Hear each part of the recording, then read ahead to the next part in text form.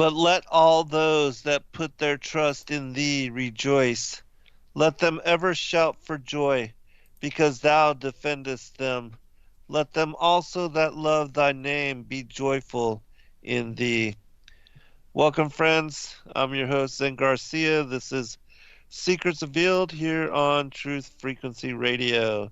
And as always, we are greatly honored to have your attention and to have all of you join us in fellowship for the next 2 hours. We are continuing our ongoing discussion and examination of the book of Enoch. My good friend Rob Skiba. Rob, are you there, brother? I am here. How are you doing, Zen? All right, doing really well, man, and I appreciate you, joining me in this venture. It's been really a blessing for a lot of people, and I know we've brought up a lot of really incredible information in all the different chapters, and it's crazy to imagine that we're all, to 100 now. Chapter 100, and we have what, like 15 or 18 remaining, something of that nature. Yeah, something like that. I forget how many chapters are in the book, but yeah, we are in the final countdown here, it looks like. hmm Yeah, and I've been thinking about also, with the regard to the examination of Genesis, and I think that's a really great idea, because there's so much as far as like with the Targum version and also the legends of the Jews and different stories. Like even when we were talking about how Dinah, the how she had a Asenath and how a Asenath became the daughter, I mean the wife of Joseph, Yeah. and how that bloodline and everything was preserved. It's those kind of stories which I think would, benefit people in hearing some of the narrative that they might not be familiar with. So yeah, Yeah. definitely think we should do that. Yeah, my thought on that was just kind of thinking out loud here is Josher like unpacks Genesis Right. like massively. So, Yes. maybe we like do a chapter of Genesis and then unpack that same portion of whatever it talked about, Right. in Joshua and then Targums or anything else that's out there. That could take us for a couple of years probably at the rate we're going. Absolutely. And it would add so much great detail to the story, and it would bring forth a lot of sources that others might not be familiar with. So, yeah, I definitely think that would be a good idea. At least going through, some portion of maybe Genesis and Exodus. But, and then when we get to all of the law, then we could decide on even something different, or whatever we choose to pick up after then. Yeah, well, on the virtual house church, um, we we started it back up when in the weekly portions Uh-huh. the world was tuning into the start of the Book of Numbers. So, because when I first sort of came to the conclusion that I was going to restart virtual house church, we were already a few weeks into Leviticus, so I didn't want to jump part way in. So I Uh-huh. was like, well, all right, the people that I was talking to was like, let's just wait out Leviticus while we're everybody's doing it, and then when we get to Numbers, we'll start with Numbers 1. So I have a feeling, but between virtual house church and this, we may collide at some point in terms of where we Right. where we are in the in the narrative. So that might be pretty cool.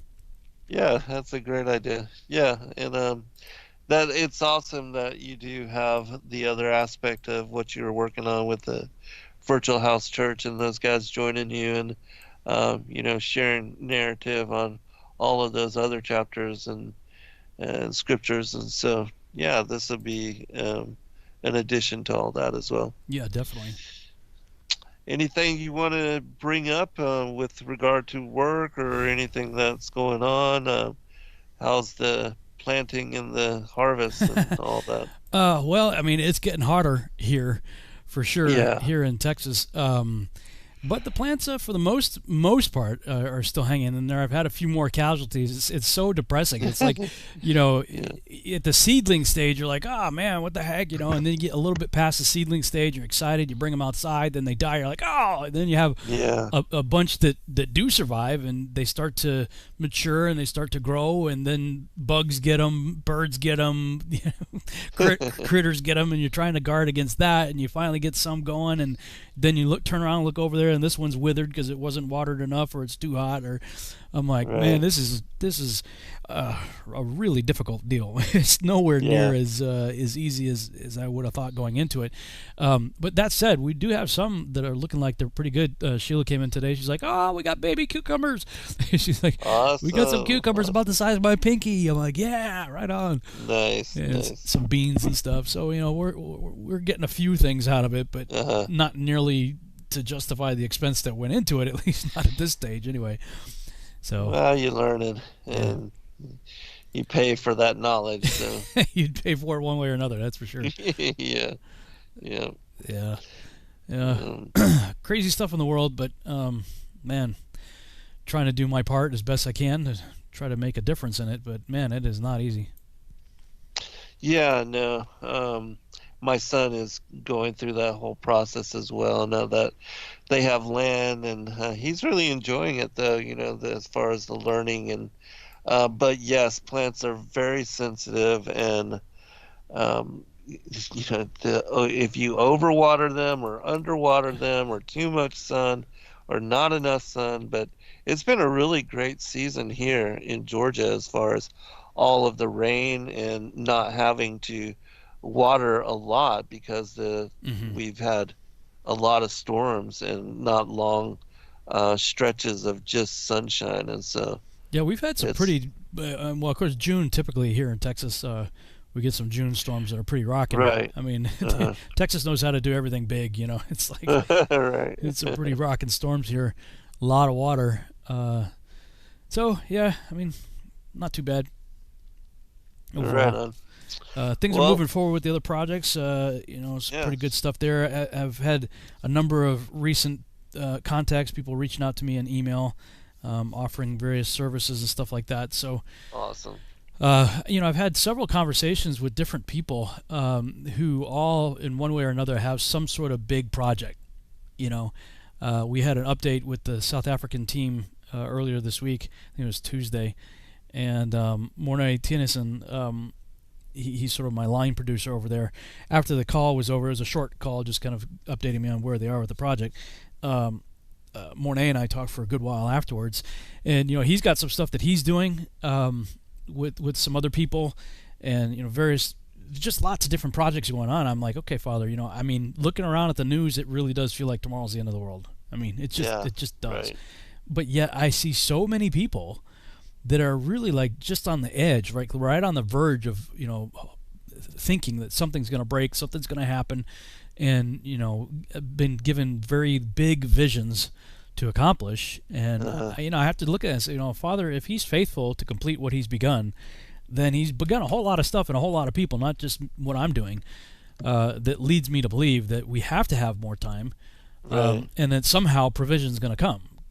Right. For all of Right. these things, it's going to take a lot of time and a lot of money to make any of them happen. So, I don't what that's going to look like or how it's going to play out. I just think, man, especially between now and November, things are going to get really interesting. I have a feeling. Right.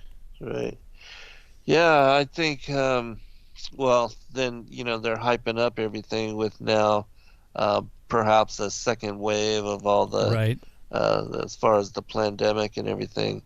And so who knows how all that's going to unfold and play out as well. But yeah, myself, I'm just going to keep working and doing the projects and trying to maintain a sense of normality as far as life and work and effort. And I'm almost done now with this whole pre-atomic book, and so I'm glad to Hmm. be able to move on from that. And I'm getting excited the more I'm thinking about this Enoch movie script and everything Yeah. of what can be incorporated and all that. So yeah, so hopefully I'll have something together, at least a base outline that I can send something to you, and then we can start brainstorming on all this and uh, see where it goes and what happens with it. Yeah, definitely. I think Jake has published that thing on YouTube that I played Oh, awesome! a I'll little have to bit check of. that out. Yeah, I know he's got some more plans for it. He actually put some pretty cool visuals. He didn't put like visuals that went along with the reading necessarily, but he had some just interesting background kind of going on with the text on the screen. Just said Book of Enoch or whatever. Uh-huh. But I'm excited for him. I think it's a cool project, and it's given me some thoughts of maybe I'm going to approach him with some ideas on potential collaboration moving forward. Yeah. But and definitely want to get him on board. I mean, after listening to him do all the different voices, and I know he's Right. a very competent editor and videographer Right. and other things too. So I want to get to a place where I can actually pay some of these people. Yes. Yes. Get Yes. staff. I mean, I've been watching the special features of the Mandalorian, and I just Sheila and I were just talking about last night. I'm like, ugh, I so want to have that day when there's a team of people, like we're gathering together every day, all united in the same thing to complete the project and do this, make this thing happen. Uh-huh. I mean, I got various people all over the place that are interested, but I mean, really, to really make it happen, you just got to have the budget, and people need to get Right. paid because people need to eat, and that's the people are always like, when is this thing going to happen? I'm like, as soon as it's funded. it's the only, Yeah. it's the only thing Yeah. holding it back, man. That's it. Right. Right. So, well, in the meantime, we just keep plugging away and doing what we're doing. Yeah. Exactly. And things come together. Windows of opportunity, doors of opportunity. As you progress, things will happen, and the Father will make provision. And so, Yeah. yeah, just keep doing what we do. Did you see Globebusters this past Sunday? I did not. They did a whole thing on the firmament. It Really. was quite interesting. I'm not gonna say I'm fully on board with some of the. They had a guy on there. I forget the guy's name. I think it's called Centilli satellite or Centilli imaging or something like that. I forget what it was, but it was this interesting idea of using. I think it was a concave, magnifying mirror, Uh-huh. like a beauty mirror. Yeah. It's kind of curved and you look at it and your face is enlarged. Uh-huh. It's like they had this. I was sort of listening and doing other things at the same time, so I wasn't like really engaged and paying attention. But from what I could gather, it looked like they had one of those types of mirrors. And you ever see those like half dome magnifying glasses? Oh yeah. And, Uh-huh. and people were using those to show how the sun works and how it Right. creates like a coffee cup caustic, Yes. to have the 24-hour sun and all that. Well, Uh-huh. apparently they were going through like the old documentation. Like I did a video on it. Dean Odell did. Other people have done videos on the government documents that talk about Right. stationary flat Earth, Right. Right. non-rotating, and also CIA documents talking about trying to figure out the firmament. And the detractors say no, they're just talking about the sky, but the document interchanges the word sky and firmament. So I Uh-huh. mean, it talks about various atmospheric stuff that they're looking for and measuring in the sky, but they also talk about things related to the firmament. And somewhere in there, I guess, I don't know if it was Bob or somebody picked up on this certain type of this technique, whatever it was. And so this guy, I can't remember his YouTube channel either. Anyway, he took this concave like beauty mirror and then put one of those half dome magnifying glasses in the center of it, and then was taking like video and then analyzing still frames from the video taken from that. So you're looking through a lens that's magnified by a beauty mirror. So it's sort of like if you could stick a camera into a telescope, before it gets to your eyepiece, I guess. I don't really know how to explain it, but anyway, they were picking up some really bizarre anomalies that are only visible with this technique. Like you could look up with your own eyes and not see it. You could look up with a telescope and not see it, but you could look at through this thing and see stuff. Anyway, it was really interesting. I'm probably butchering it, but Well, at least you're piquing everybody's interest. well, yeah, everybody can go So, check it out for themselves. It's like a 4-hour yeah. video. That of course Wow. I 4 hours. watched it double speed, so everything's Yeah, yeah. everything's in the chipmunk mode. But it was just fascinating. I would like to go back and listen to it again and kind of pay attention to it this time. But it was getting a little weird around the 3 hour mark. I'm going, I don't know about that, but Uh-huh. anyway, interesting. I mean, they did a whole series on the firmament that I thought was pretty cool. Yeah, with those half dome magnifying glasses, when you turn them upside down and you put a backdrop of stars, and then you look at the lower portion of the firmament and rotate, you can see how the stars seemingly, because of the larger portion of the firmament, they seem to move backwards. Uh huh. And so that, and we have a video of this, how the southern stars have that appearance, and Right. they're being ecliptic and everything. But in my mind, it affirms prospectively, visually, what we see with the firmament spread out Yeah. um, in large arch across us. Yeah. And so, yeah, that helps people to visualize and to understand what is going on prospectively. Yeah. Somebody in the chat room just said, "Rob, come to Croatia. We can see Italy from our coast, 250 kilometers distance." I'm like, Wow. I'm like, what? Wow, that's. I mean, wow, Uh, that's cool. yeah, and it's those kind of things that prove the non-existent nature of curvature. And but anyways, Yeah, we've covered that quite a bit. for sure. Um, So, where are we? yeah, 90. chapter 100. Well, you're on 100. I think I'm on Yeah. 98 because it seemed like things got a little wonky last time in terms Okay. of the way the chapters were between the two. Uh-huh. I think that's where I'm at. So I'll do. Looks like 98 is short. 99. And then you can do 100 and see if that lines up. All right. Sounds good. Yeah. For me, 98 is like 3 verses. So Oh wow. okay. Lawrence translation: In those days shall fathers be struck down with their children in the presence of each other, and brethren with their brethren shall fall dead, until a river shall flow from their blood. For a man shall not restrain his hand from his children, nor from his children's children. His mercy will be to kill them. Nor shall the sinner restrain his hand from his honored brother. From the day of dawn to the setting sun shall the slaughter continue. The horse shall wade up to his breast, and the chariot shall sink to its axle in the blood of sinners. Well, I mean, Revelation talks about that. That Right. The horse is bridle. yeah, actually, right up to the bridle. So, I mean, here's another direct reference. Where we find precedence in Scripture. Scripture finds precedence in the book of Enoch, I should say. Right. Right. 99. In those days, the angels shall descend into places of concealment and gather together in one spot all who have assisted in crime. In that day shall the Most High rise up to execute the great judgment upon all sinners, and to commit the guardianship of all the righteous and holy to the holy angels, that they may protect them as the apple of an eye, until every evil and every crime be annihilated. Whether or no the righteous sleep securely, wise men shall then truly perceive, and the sons of the earth shall understand every word of that book, knowing that their riches cannot save them in the ruin of their crimes.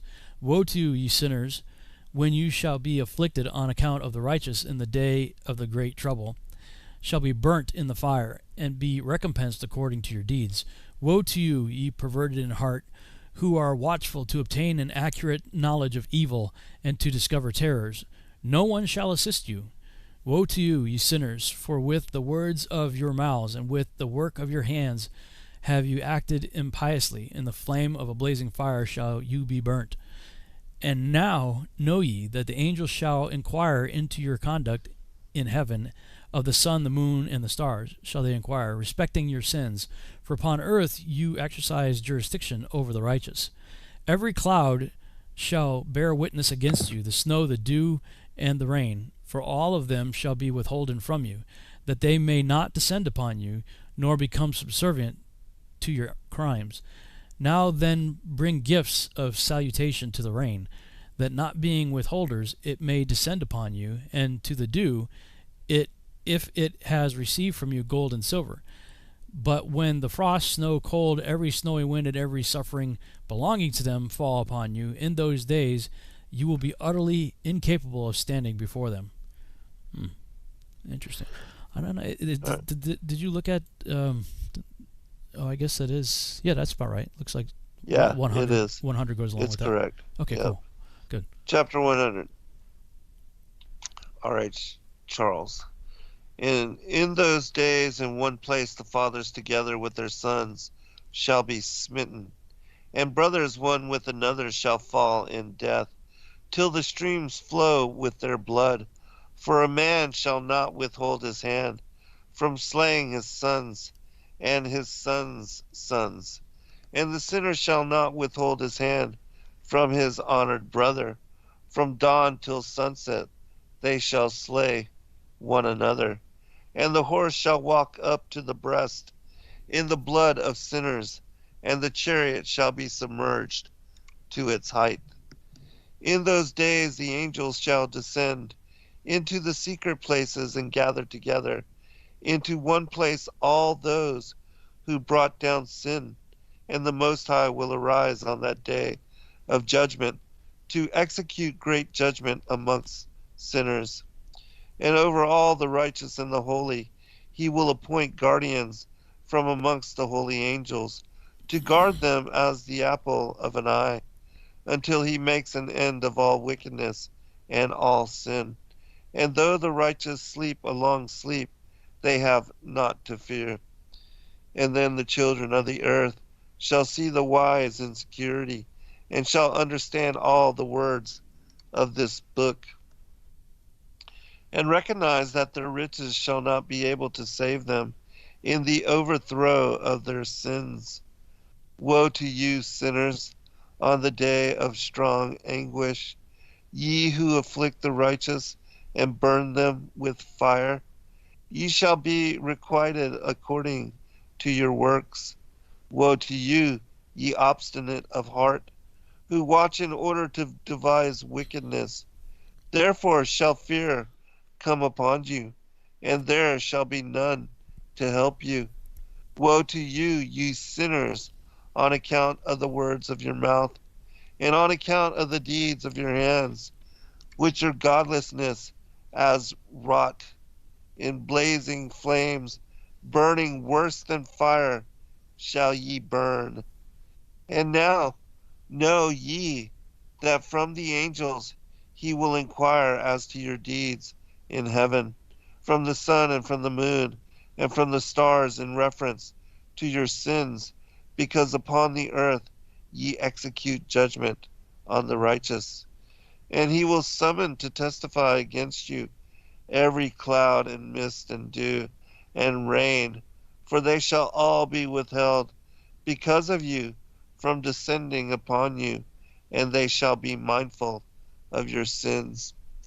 And now give presents to the rain, that it be not withheld from descending upon you, nor yet the dew, when it has received gold and silver from you, that it may descend. When the hoarfrost and snow with their chilliness, and all the snowstorms with all their plagues fall upon you, in those days ye shall not be able to stand before them. This is interesting because presumably this is an end time judgment context, Right. and it sounds like before the earth gets burned up with fire, it's gonna get one heck of a snowstorm. Uh-huh. That's interesting. I never saw that before. Yeah, no, I haven't either. Also it says here that they will be withheld. And in some of the end time narratives that we have studied, there seems to be that the earth, the rain is withheld near what seems in some of the stories to be the latter half of the Great Tribulation and the reign of the Antichrist, and that whether it's connected to the wrath of God being poured out on the wicked or however it plays out, there's a portion of the last times in the last days where the rain is said to be withheld and that the land becomes brazen like clay in a kiln. It becomes very hard and dry. And that it also describes in some of the passages that water becomes very a rare commodity, and that Mm-hmm. they are having to dig, and that whatever water is here from the supposedly wormwood has some aspect of the this kind of red dust. In the Colburn Bible, it describes it having this weirdness with connected to this Hmm. red dust, and that's what turns the rivers and the waters blood, and that they are forced to drink blood because that's part of what they do in the ritual and the ceremonies, satanic, where they consume the blood and cannibalize the flesh, and so God brings us as judgment on them at the end of days, according to some of the manuscripts. All right, we'll be right back, everyone.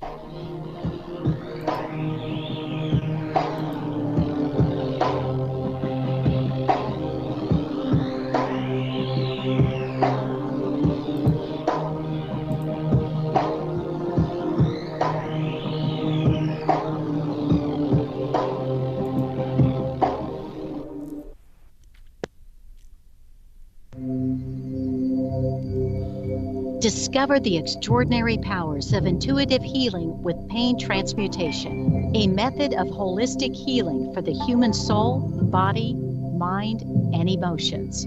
If you are looking for answers and a deep understanding of how to help yourself and the people around you to live a happier, healthier life, this is the right place for you. Learn how to read your soul's history in the Akashic Records. Remove negative energy attachments from your astral body and start the process of inner and outer pain transmutation. Join Pain Transmutation Community to get started on the path of intuitive healing. Change your energetic state. Manifest new and exciting experiences. Re-energize your life and build inspiring connections with others in our community. Hey, it's Grace. Can we talk about something serious for a minute? Your age. Getting old has its perks. But remember, being a few years younger, your hair was thicker, you didn't have so many wrinkles, that extra weight wasn't haunting you, and you just felt better. Well, we can't turn back the clocks and go back 10 or 15 years, but you can start feeling and looking 10 or 15 years younger with Nature's Youth RSF. It's a doctor-formulated daily supplement that helps your body maintain its peak performance and fight the aging process. Imagine sleeping better, looking better, and feeling better. See how Nature's Youth RSF has helped thousands of people just like you at nature'syouth.com. nature'syouth.com. Imagine how it will feel when your family and friends are asking you what you did to look so good. Your secret will be Nature's Youth RSF. It's time to start looking better and feeling better. Learn more and order your Nature's Youth RSF at nature'syouth.com. That's nature'syouth.com. That's nature'syouth.com.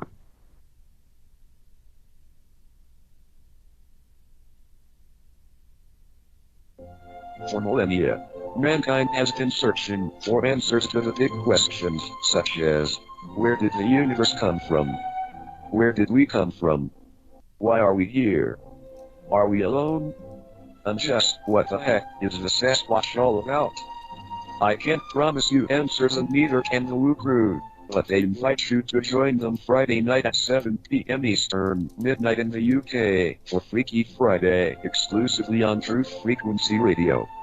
Spirituality, multiverse, quantum mechanics, the occult, and so much conspiracy analysis that it will make your mind melt. Take my word for it.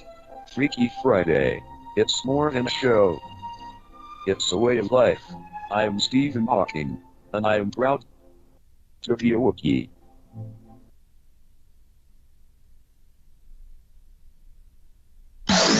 No hate, no hype, no fear. We are EFR, your protection from deception. And in those days, there were giants in the land, and the sons of the angels of God looked looked upon the daughters of men and found them fair, and took of them wives, and their sons became of old great men of renown. So they have been mixing with us on a genetic level since the time of Enoch and Ezekiel's will. Here on Earth, we're intrigued by the sun, moon, and stars, and imagine there's got to be planets like ours. So conceive of a face on the surface of Mars, so in need of a meaning and purpose we've lost. And indeed, they believe that these might be our gods, or that maybe with time we'll do right and evolve, and eventually reach what they seek, and then solve all the problems of man. But they really don't know that they fall, and the works of our hands are but just filthy rags. So we travel the lands to dig up our past. Time elapses, and with it are much of the facts. Some imagine that gods came in alien class. O sentinels of the universe who watch for the destroyer, how long will your coming vigil last? O mortal men who wait without understanding, where will you hide yourselves in the dread days of doom, when the heavens shall be torn apart and the skies rent in twain? All right, I'll turn it back over to you, brother. Did you want to bring up something on this chapter? There were some other things. Let me see here. In the beginning of it, that caught my attention. Let's see. Show up the heavens, restraining the rain and dew. Something about the angels gathering everybody into one place. I'm trying to remember where that was here. It was early on. Oh wait, I'm looking at Lawrence. Sorry. Oops, gotta go back. Yeah. In those days, the angels shall descend into the secret places and gather together into one place all those who brought down sin, and the Most High will arise in that day of judgment to execute great judgment amongst the sinners. That's interesting. It says he's going to send angels to gather into one place. That reminds me of where who goes first, right? The wheat or the tares. And he's sending out angels to gather them together. That's why it's like, I started to realize that once I came off the pre-trib rapture page, it's good to be left behind. You want to be left behind because it's the bad guys that get taken away. Yes. To be burned the up. The tares are gathered first. Gather up to be burned. Yeah. Right. So again, I mean, here's a another precedent, and Yeshua talks about that, right? So this would be a case where he's not directly quoting Enoch per se, he's describing something that only had precedence in the book of Enoch. I mean, we don't see evidence of those specific words in that specific scenario, not that I'm aware of anyway, nothing I can think of anyway, in the canonized prophets anywhere or the Torah. Right. Yeah, and then as we had mentioned previously with regard to the horse's bridle and that mentioned in the book of Revelation, that certainly I've never seen anywhere else. Yeah, that's specific. Any kind of association to that. Yeah, exactly. That specific terminology too. Blood rising up to the bridle of the horse. Right. Yeah, I mean that's a lot of blood. Lots. Yeah. Man. And verse 5 seems to be where we get the idea of guardian angels. Right. Right. Are you aware of it seems like there was something like that earlier in the Enoch, though, too. Can you think of any other reference within Enoch where it talks about people being assigned guardian angel?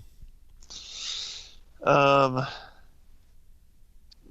specifically offhand, but I know that the vision of Paul talks about this, and we had covered one chapter when we were talking about the book of Enoch, about how the soul goes on to judgment, and then afterwards they go on to either the place of the righteous, where the righteous dwell, or the place of perdition. And I had read the judgment of a soul after death from the vision of Paul, and it makes mention there of the guardian angel, and also about how when you go before the Most High, both the good and the malign angels, they come before you to see as far as your disposition, and whether if you have a guardian, with you to protect you from the bad angels and to keep them from dragging you down, almost like that whole Ebenezer Scrooge, um, that whole thing. But Yeah. in the, I was just going to say one last thing with regard to, I think it's the book of Jubilees or one of those, maybe it's the book of the bee, but it also talks about the guardian angels as well as being assigned with each of humanity.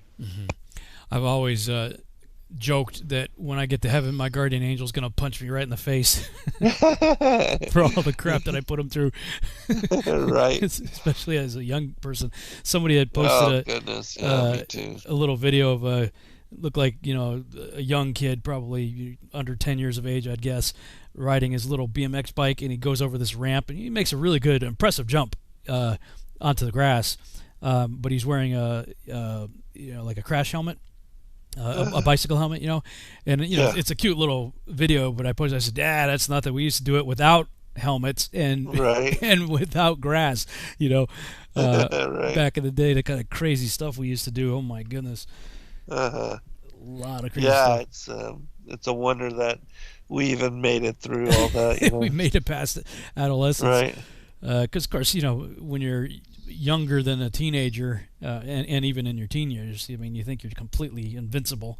Right. And yeah, I mean, there was one time, 'cause I used to do a lot of mountain climbing, and there's a mountain not too far from where I lived that I used to like to go to, Skinner Mountain. Actually, there's a summit house on the top of it, and that's where Mark Twain, Samuel Clemens wrote Huckleberry Finn.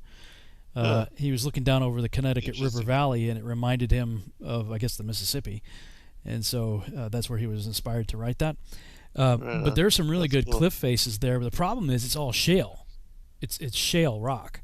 So, That's like, fragments. well, you can literally like take the mountain apart. You could just Yeah. just Yeah. start grabbing pieces of the mountain, take it apart. And I was up climbing by myself one time, which was stupid. And I was walking across this ledge, but as I'm walking across the ledge, it's breaking away as I'm walking, goodness, yeah. And so, like, where the direction I came was no longer there; it was gone. In fact, my hands just broke into a sweat just now, just talking about it. And I come around, I'm working my way around this cliff, and everywhere I'm stepping is breaking away, and the piece that I'm standing on, I'm like, oh my god, And then I look, and there's no more pieces for me to stand on, so I'm literally on great. this one little piece. And I'm totally freaking out. I'm not like really high, but I'm high enough that if I fall, I'm either going to be seriously hurt or dead, or die. Yeah. And I just remember I was frozen on the side of that cliff for what seemed like forever. I have no idea what the actual duration of time was. It just seemed like forever. And I'm praying and I'm praying. I'm like, what am I going to do? I can't go. There's no direction for me to go other than falling. And then I looked and I saw a tree branch that was sticking out, kind of just. The cliff kind of curved, and I was like, man, if I could just spring off enough to catch that tree branch. But I didn't know if that tree branch was going to hold me either. Oh my goodness. So it's like, what choice? That's the only available option that I had. Oh wow. So I took a leap and I jumped and I got that branch, and it held. Obviously, because I'm still here. Yeah. And I used that to pull myself up, and freaked out. I'm just laying there forever, just thanking God, thank you, thank you, thank you, Oh thank my you, thank you, thank you. goodness, no doubt. And then I got to thinking about that. I'm thinking, wow, at some point in the past, God had a bird drop a seed in that crack. Right, right. At just the right time for that branch to grow to the length and strength that it was to hold me when I jumped on it, to literally save my life. You. But, yeah. I mean, I had lots of that kind of stuff as a kid. I was just reckless, crazy, and thinking I'm invincible, and I'm going, man, yeah, my guardian angel's gonna punch me right in the mouth. he's like, welcome to heaven, pow. Right. I put mine on overtime as well. I think a lot of us do, and especially all the adrenaline junkies now. Oh man, my goodness. But yeah, there's a lot of people that don't survive some of the stuff that they're doing. But yeah, well, so looking at this in more of a end time stuff, it says and over all the righteous in this end times context, and holy, he will appoint guardians from amongst the holy angels to guard them as the apple of an eye, until he makes an end of all. See, this goes to, people. I see memes that people who are preacher rapture guys that are against, guys like us, and I saw a picture of, you don't believe in pre-trib, and they had a picture of a Barbie doll, and it's like Ken's bride, and it was like pre-trib bride. And then they showed a Barbie doll that was like all banged up and, like abused. And they're like post-trib bride. And I'm like, you're an idiot. That's not what any of us believe, But, to be honest, a pre-tribber will never admit this. But it's a simple fact. And I can say this because I was a pre-tribber for over 40 years of my life. Hardcore, dogmatic pre-tribber that drew charts and stuff, okay, and taught on it. That they have a mentality, they'll never admit this, but it's the truth, that there's two brides. There's the bride of God and the bride of Christ, and the bride of Christ gets taken up, and we get to go hang out and have a little party while Dad, the wife beater, beats the snot out of the Jews for 7 years. Like Dad's a wife beater, but good cop, bad cop, right? Jesus is he's the loving good husband, and Dad's gonna beat the snot out of his bride for 7 years. And I'm like, no. The book of Exodus gives us the story. You can look at the plagues of Exodus and look at the plagues of Revelation, and there's a direct correlation. Just do up a spreadsheet, put the Exodus on the left and Revelation on the right, and it's a direct correlation. And so if that being the case, and I've come to believe, especially after 10 years of doing Torah cycles, that the end times is just an amped up repeat of Exodus, with the days of Noah thrown in as the icing on the cake. So if that's the case, then if you look at the Exodus scenario, God's people still experienced 3 of the 10 plagues, but the other 7, they were preserved in it. They weren't preserved from it. They were preserved in it. It's just like the fiery furnace, right? They still had to go in the furnace, but they're preserved in the furnace. Daniel still had to go in the lion's den, but he was preserved from the lions. Right. We have and if you go into Joshua, it gets even, Abraham had similar trials that he had to go through. Yes. So, we have numerous examples of the saints, the righteous, being preserved in the trial, not from it. The flood in Noah. Yeah, Noah's a perfect example. Yeah. I don't think we really think about how horrific the events of the flood were. Oh my goodness. They had to have been Can't hearing. Even imagine. First of all, just the trauma of the fountains of the deep being broken up, combined with the windows of heaven open. You got torrential water coming from both directions, creating a massive washing machine, of turmoil and turbulence and everything. Meanwhile, you got all the animals screaming in the ark. I'm sure Noah and his family were freaking out as that thing's being tossed around. And outside the ark, you would hear nothing but the wailing and screaming of all the animals and the people and Nephilim and everything else that was perishing. Dying. Yeah. And people banging, "Let me in, I believe you now, I believe you now, let me in." You got to know, that was one incredibly horrific experience. Yes, they were preserved from the judgment, but they still had to go through it. End of the world. You can't get any worse than that. Yeah, truly. I got people right now on Facebook on my page trying to convince me that it was just a localized flood. I'm like, guys, first of all, the Bible doesn't support that. Enoch doesn't support that. Every single ancient culture all over the world has the same story. Right. Fossils and rock layers prove it. Mountains. There's like overwhelming evidence. This is what just frustrates the heck out of me about people like Dr. Michael Heiser, because he subscribes to the local flood thing too. Really? Yeah. Oh my gosh, I didn't know that. I don't know how much he does, but he at least gives a nod to it, like he can accept that could be the case. And I'm like, no, man, this is a world. If it was a localized thing, he could have just told Noah and his family to move. Right. Exactly, because he had 120 years, so I don't care how far in the earth he had to go. He had 120 years to go. Yeah. He could have moved his family. Hey, look, this area's gonna get wiped in a flood. Let's go. Let's go. Yeah, let's leave. Let's go move to Australia before they call it Australia or whatever. Yeah, and if that was the case, why wouldn't God like with Abram, just tell him, hey, why don't you head down south, go to this land instead of hanging out here. Yeah, yeah. I don't get it. I mean, it's a worldwide deal. So in this scenario where we have, well, first a big massive snowstorm, it looks like, and then we're going to have a catastrophic judgment by fire. Uh-huh. We see the righteous are preserved in it, through it, during it. And I actually had a dream. I mean, it was like one of those, I hesitate to call it an open vision, but it was more than a dream. Whatever it was very real and very tangible to me. And in this dream, significantly different. Significantly, yeah. Yeah. And it was in this dream I was at a very large banquet table with all kinds of food on it and lots of people there and a very bright glowing figure at the end of the table that I assumed was Yeshua. And we were in this enclosed, it was like a dome. This is before Flat Earth. This is years before it. But we were in like a glass dome. And outside of it was just absolute horror, like the world ripping itself apart, everybody killing each other, just horror, absolute horror outside of that enclosure. Uh-huh.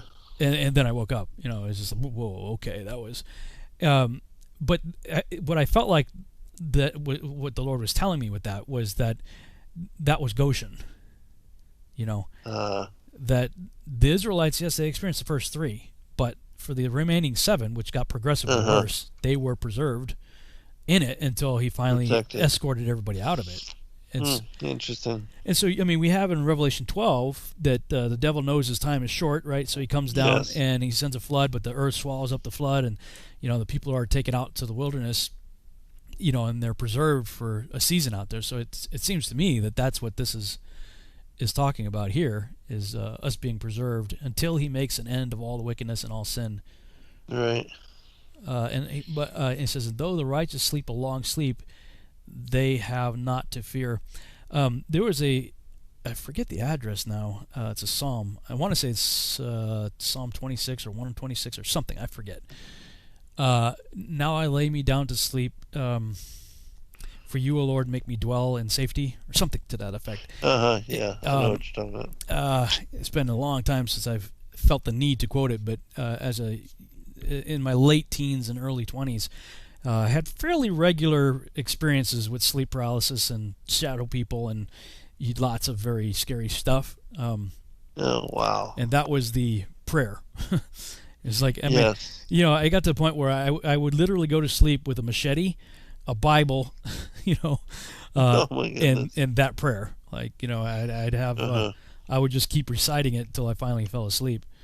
It took great comfort in that, So that's when I read that here in Enoch, that's what it made me think about, going to sleep in peace. And actually Psalm 91 talks about, something very similar to that, being sheltered in the shadow of the Almighty. Yes. Under his wings, etc. Right. Well, I am grateful that I've not been one to experience all the, with regard to the shadow people and living in old houses that are haunted and where weird kind of stuff is going on. I'm grateful. The only time I ever had a weird thing like that was when we were playing with a Ouija board. Well, that's what opens it up. Yeah, I saw somebody get possessed, and that was a creepy experience. When I think back on those days when it all started, I had a friend of mine who his parents got a divorce during our high school years, and his mom took him away to, I think it was Arkansas, for I think it was sophomore year, and he hated it. He's like, oh man, just he hated being away from all his friends and everything, And, especially in high school. Yeah, especially in high school after being going through all the other years of school with all these kids, So when he came back on summer vacation, I asked my parents. I said, can he stay with us? Finish out high school here. And my parents said, yeah, sure. I mean, he could stay with us. So awesome. There was we were cellar dwellers in the basement. I had my room was in the basement, and there was a room that was like an arts and craft room outside of the door, the wall and the door to my bedroom. The other side of it was like an arts and craft area that we made into his bedroom. And the first time that the shadow person thing happened, it was late at night. It always happened like between 2 and 3 a.m. somewhere in that, they call it the witching hour, and it was always around that time that I heard a bang on that wall, and it jolted me awake. And then I was awake, but I was like in sleep paralysis, like I was awake and conscious, but I couldn't move. And I'm looking over, and I see it was already dark, but I see something darker than dark kind of move where the door was, and then I felt the end of my bed go down, like somebody was standing on it, and I was totally terrified. And then Mark was his name. He opened the door and kicked the lights on, and then my sleep paralysis went, and whatever was in there disappeared. And he's all mad at me. He's like, "What are you doing, man? What the heck's your problem?" I'm like, "I didn't do anything, man. What are you talking about?" He says, "You were standing on the end of my bed." I was like, "No, I wasn't."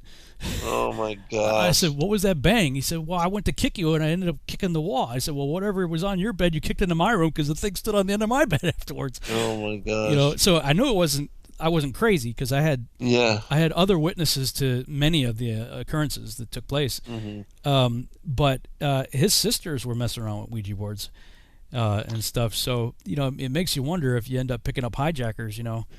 Sometimes by messing around. I never messed around with it, but I mean, you never know how these doorways get open, right? Right. Yeah, kids. They now get together on a Friday evening and hang out and play with Ouija boards, and think it's great fun, and you can buy it at the Toys R Us. That's right. I know, totally crazy. Man. Yeah, it really is not cool. Speaking of Satan coming down, I saw that Kevin posted a question in the chat room. It says, "Rob, can you or Zen tell me if Satan has access to heaven right now, because it can be confusing?" It is kind of confusing. It is my opinion that where we see in Job now with the flat Earth cosmology, biblical cosmology, if you take biblical cosmology and marry it to Heiser's divine council concept, and put that all like the Jedi Council meeting in the tower on Coruscant, and apply that to Mount Meru, that's sort of the way I see it now. I don't. There was before biblical cosmology. I might have said yes. I think he did have access to heaven because of Job. The sons of God presenting themselves and Satan being among them. Right. I tend to think now more of the prison plan. I don't want to say planet, but plane. Yes. Enclosed world idea, and that he can get to the top of the high mountain, perhaps, and interact with the divine council. But I don't think he has access to the heaven above the firmament. What are your thoughts? No, I fully agree with you. And there's a story, actually, when we return from break, that I'll share, that one of the fallen angels talks about how they have no place, but they want to go up to where God has his counsel, and to try to listen in to hear prophetically what's going to happen later. And so yeah, when we go into break, but I'll share that, and because it does talk about that. But I agree with you. I don't think Satan has access. That ever since their banishment, the war in heaven, the rebellion, the revolt, that they've been imprisoned here. And that I also believe, and I write about how I think that the firmament being put into place was part of their imprisonment below the vaulted dome of the earth, and that they don't have access to the heaven of heavens any longer, and they cannot go before the presence of God because they've been banished from, going or being within his presence. So I heard something else, and I if I'm not mistaken, I think you lean in this direction, but I had a meeting with a friend of mine. He's actually a founding pioneer guy that helped develop motion capture for CGI and that kind of stuff. And he's a strong believer. And he's like, "Dude, I've been teaching Sunday school for like 22 years. He said, "The word's just coming alive all of a sudden to me like never before. I've been in it my whole life, but just stuff's jumping out at me like I've never seen before." And he came to the conclusion that we were angelic beings before the Genesis 1 annihilation. And Yeah, I fully agree. and that part of the judgment of those angels in there was to come back here in the prison that was created, the firmament created as a prison. Right. And within that, we would have the opportunity to repent, Yes. but do so as humans. Right. Be born of the flesh. Yes. And I was like, it's interesting because I do this show with this guy Zen, and he's been talking about a lot of stuff just like he's like, really? And he was sharing several things that he was coming to on his own. Same thing with the Genesis 3, what was going on there. And I was like, yeah, dude, you're gonna have to go. I sent them a link to the playlist of our series that we're doing here. But he just took it as confirmation because he's like, I never read it anywhere, I never heard it anywhere. It's just this is what I feel like the Holy Spirit's showing me as I've been going through Scripture. I'm like, yeah, a lot of that stuff I've been quite opposed to. Obviously, I'm much more open to it now, certainly as a result of this stuff that we've been doing. Right.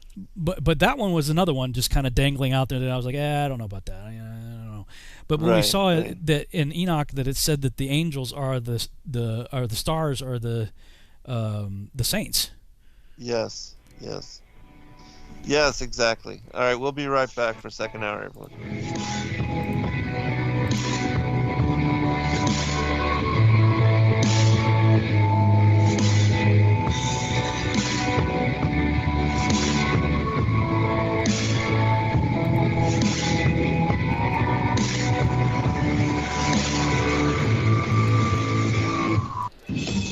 Truth Frequency Radio is your #1 source for news and information without the hate, hype, and fear. We're proud to feature cutting-edge programs like The Christopher Everard Show, The Covert Report with Susan Lindauer, Enemy Within Radio with Tom Barnes, Freaky Friday with The Woo Crew, The Gematria Effect with Zachary Hubbard, America's Evil Genius with Travis Cook, Phoenix Rising Radio with Phoenix, Quantum Connections with Lucky, and dozens more. Did you know you can listen from any telephone by dialing 641-793-7117 or call into your favorite show toll free at 833-TFR-LIVE. Uncensored talk and news you won't hear in the mainstream media. Truth Frequency Radio, your protection from deception.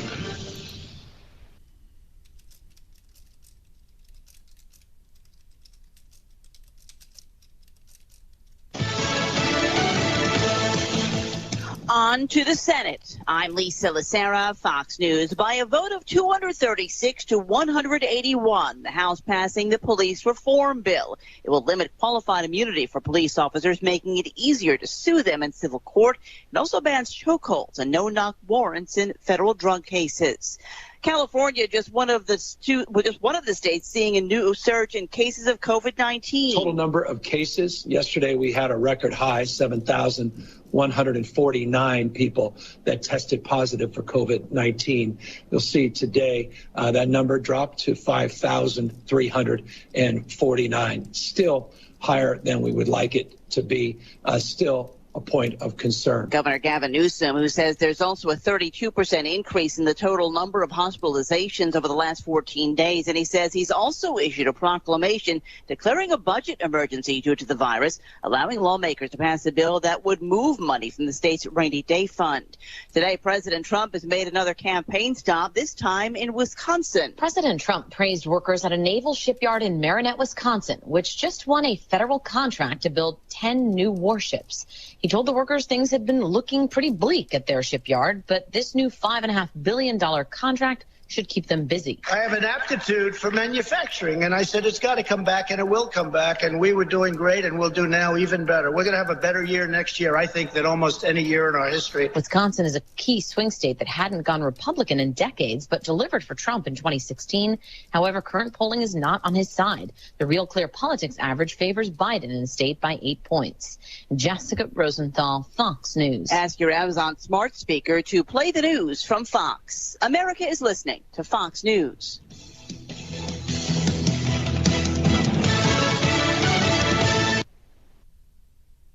You are now tuned into the Truth Frequency. We are TFR. TFR. Truth Frequency Radio.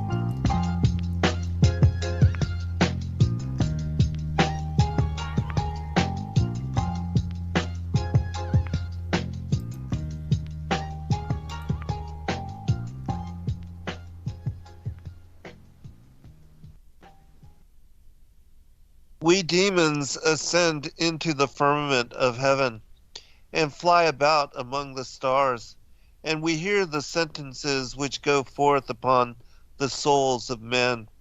And forthwith we come, and whether by force of influence, or by fire, or by sword, or by some accidents, we veil our act of destruction.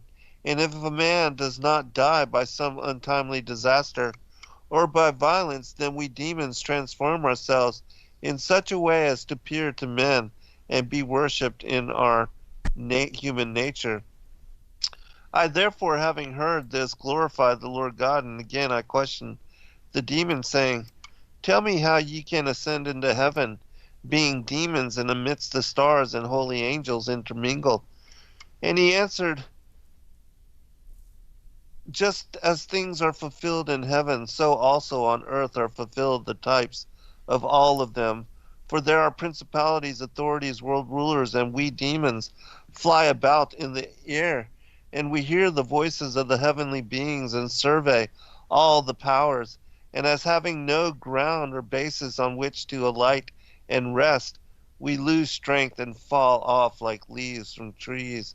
And men, seeing us, imagine that the stars are falling from heaven. But it is not really so, O king, but we fall because of our weakness, and because we have nowhere anything to lay hold of, and so we fall down like lightning in the depth of night, and suddenly, and we set cities in flames and fire the fields, for the stars have firm foundations in the heavens, like the sun and the moon. And so, this particular demon is talking about how they go up there to listen and hear the sentences passed on the souls of men, and also to listen to the counsel of the mighty as they come together in congregation.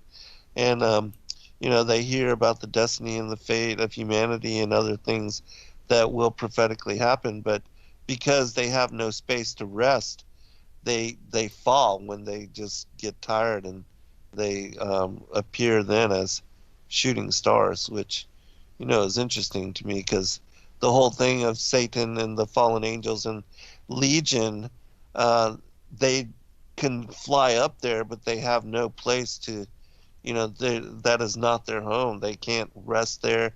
They can't take time to just hang out and listen in and be with the rest of the angels. Their place is here now, even as Satan said, I will exalt my throne above the stars and the clouds of God, and above the mount of the congregation and the sides of the north. And then God said, basically, now I'm going to cast you down to the sides of the pit.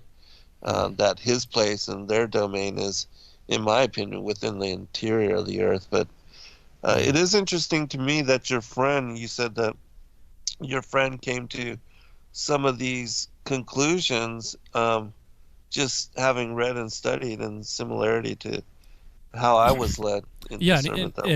And he's a King James only guy. Like, yeah, he's wow. I don't know how dogmatic he is about like King James only, but he's definitely a King James leaning guy, and doesn't spend a whole lot of time looking at other stuff. Somebody was asking what you were just reading from a minute ago.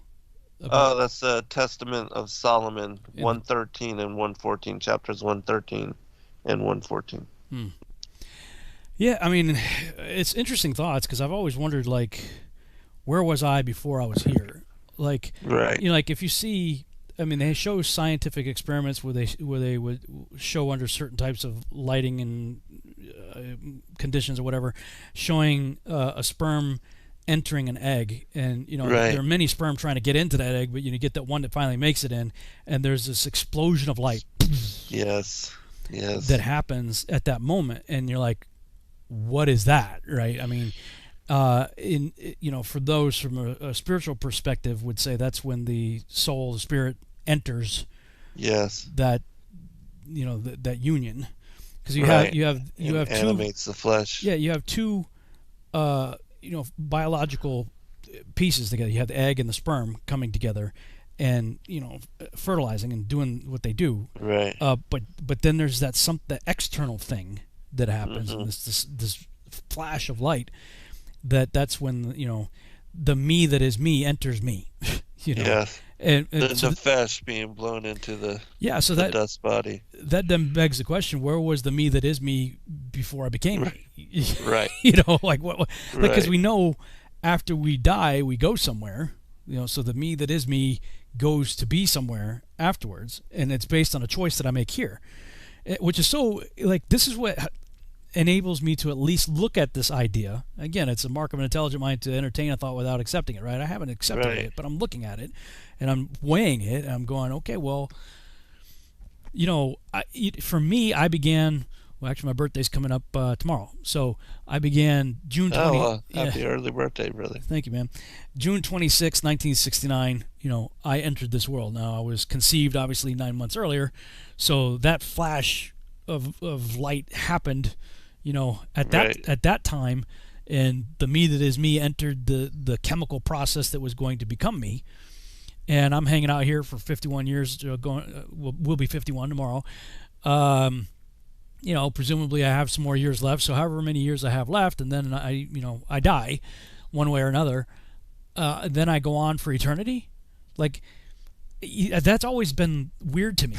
You know, like. Yes. I have this finite beginning. Boom. Like I don't believe in reincarnation, and No. you know I have camera will travel. When I was doing a lot of corporate video, I can get hired to do all kinds of stuff, right? So I found myself being the camera guy at lots of different events and conferences and whatnot. This is all back in the '90s. I spent pretty much all the '90s doing that. And one time I got hired to videotape this. It was very much a New Age type event. New Agers talking about stuff, and the dominant theme of that conference was reincarnation. But like their primary thesis was that deja vu is their proof of reincarnation. I'm just there running the camera. That's my job. So I got to listen to all this. But we all went out to lunch afterwards, and they're all talking, and all the speakers are talking about the whatever, and I'm just over there quietly eating. And they said, hey, camera guy, you're kind of new to all this. What's your thoughts? What do you think about what you're hearing here? As well, can I be honest with you? And they're like, yeah, please. I'm like, I think it's a load of crap. And I wasn't even thinking about it being a load of crap just from a biblical worldview, which I certainly did, but I deja vu a lot. And the things that I had deja vu'd about, I deja vu'd about things that didn't exist before my birth. Computers, things like that. Right. Helicopters that were either created, right around the time of my birth or shortly thereafter. The stuff I deja vu'd about stuff that I do in life, and those things didn't exist before. Right. And but my take on stuff that people have flashes of understanding from quote-unquote past lives, I believe it's genetic. I believe that DNA itself is a recorder, and that you can take on genetic memory from your ancestors. I think that there can be remnants. There's so much of the DNA that we still don't know what it does. Right. Science has called it junk DNA. They've sort of backed off from that in recent years.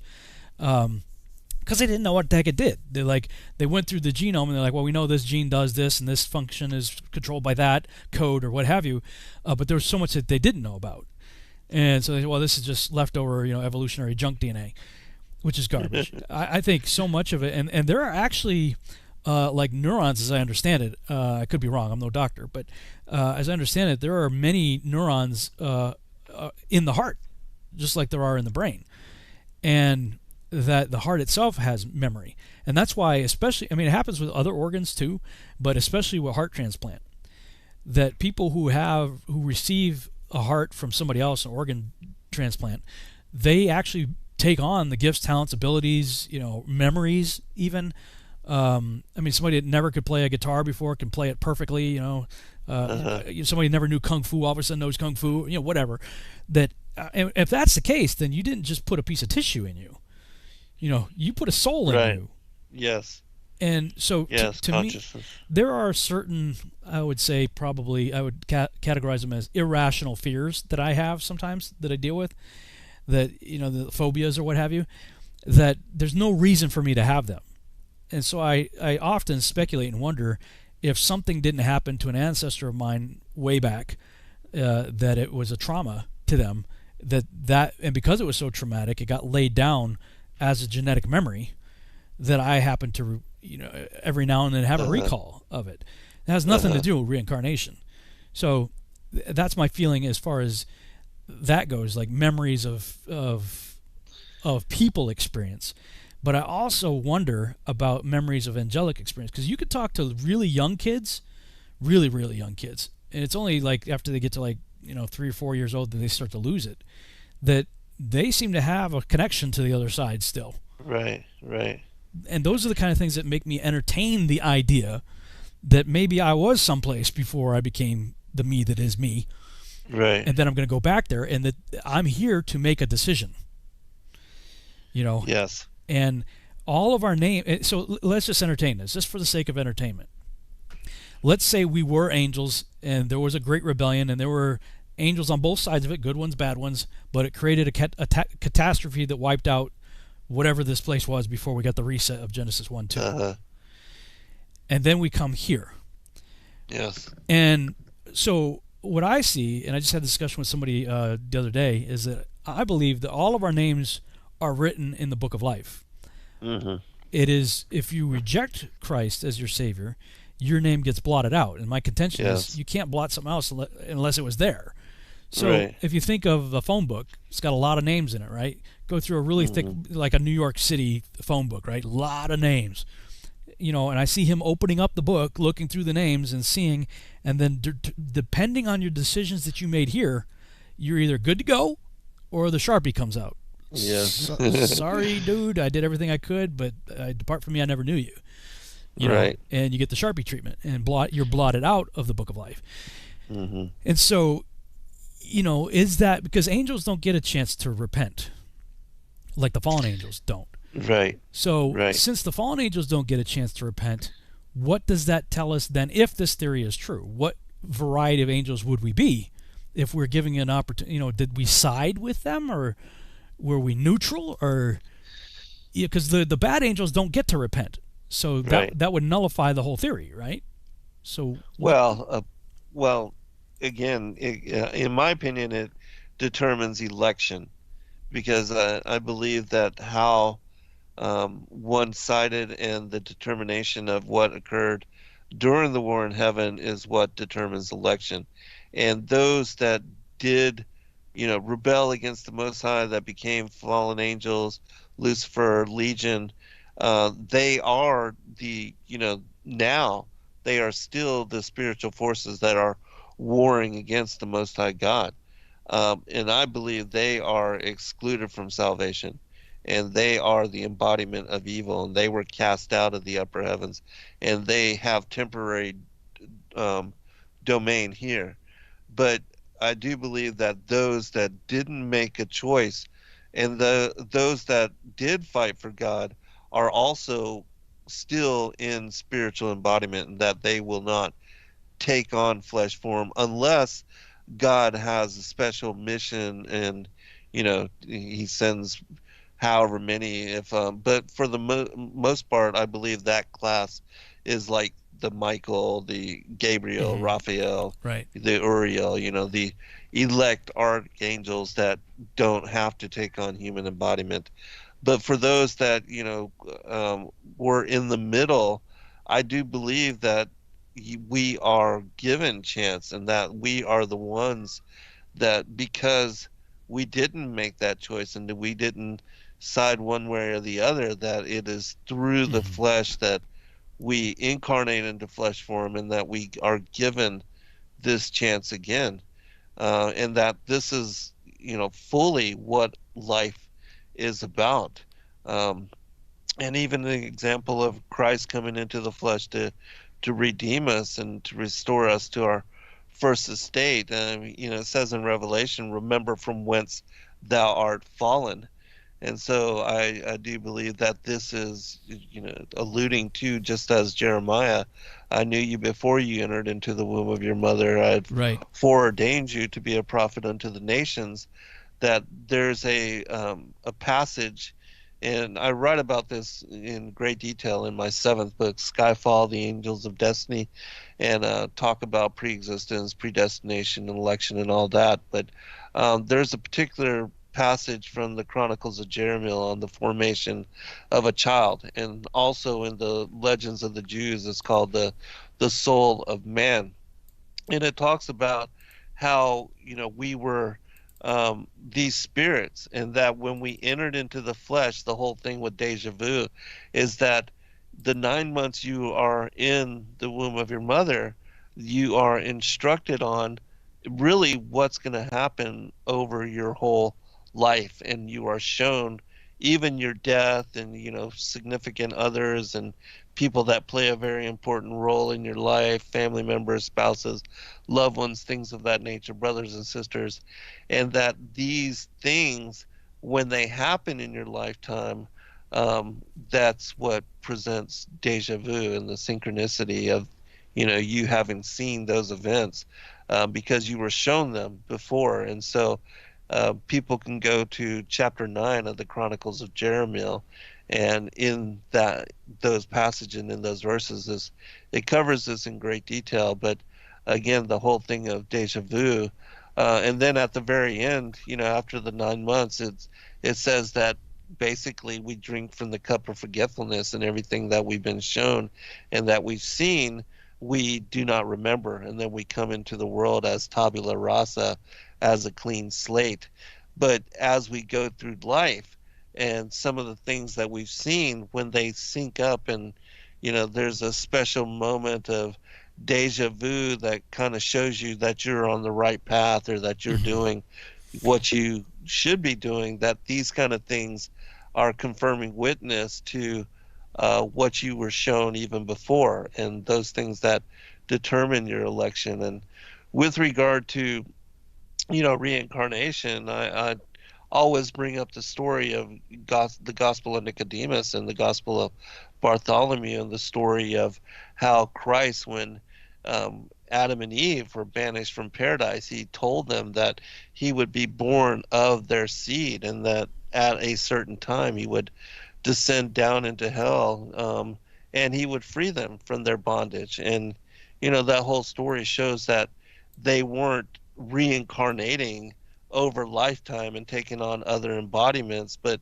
once they died, they were basically held in Abraham's bosom, and it was from Adam to the thief on the cross. And so and then when Christ died on the cross and went down there and freed them, brought liberty to the captives, that was the first resurrection. And then they were taken up into paradise. In the Gospel of Nicodemus, they meet the thief, and he's outside of the gates of paradise waiting for Christ and Adam and all his descendants.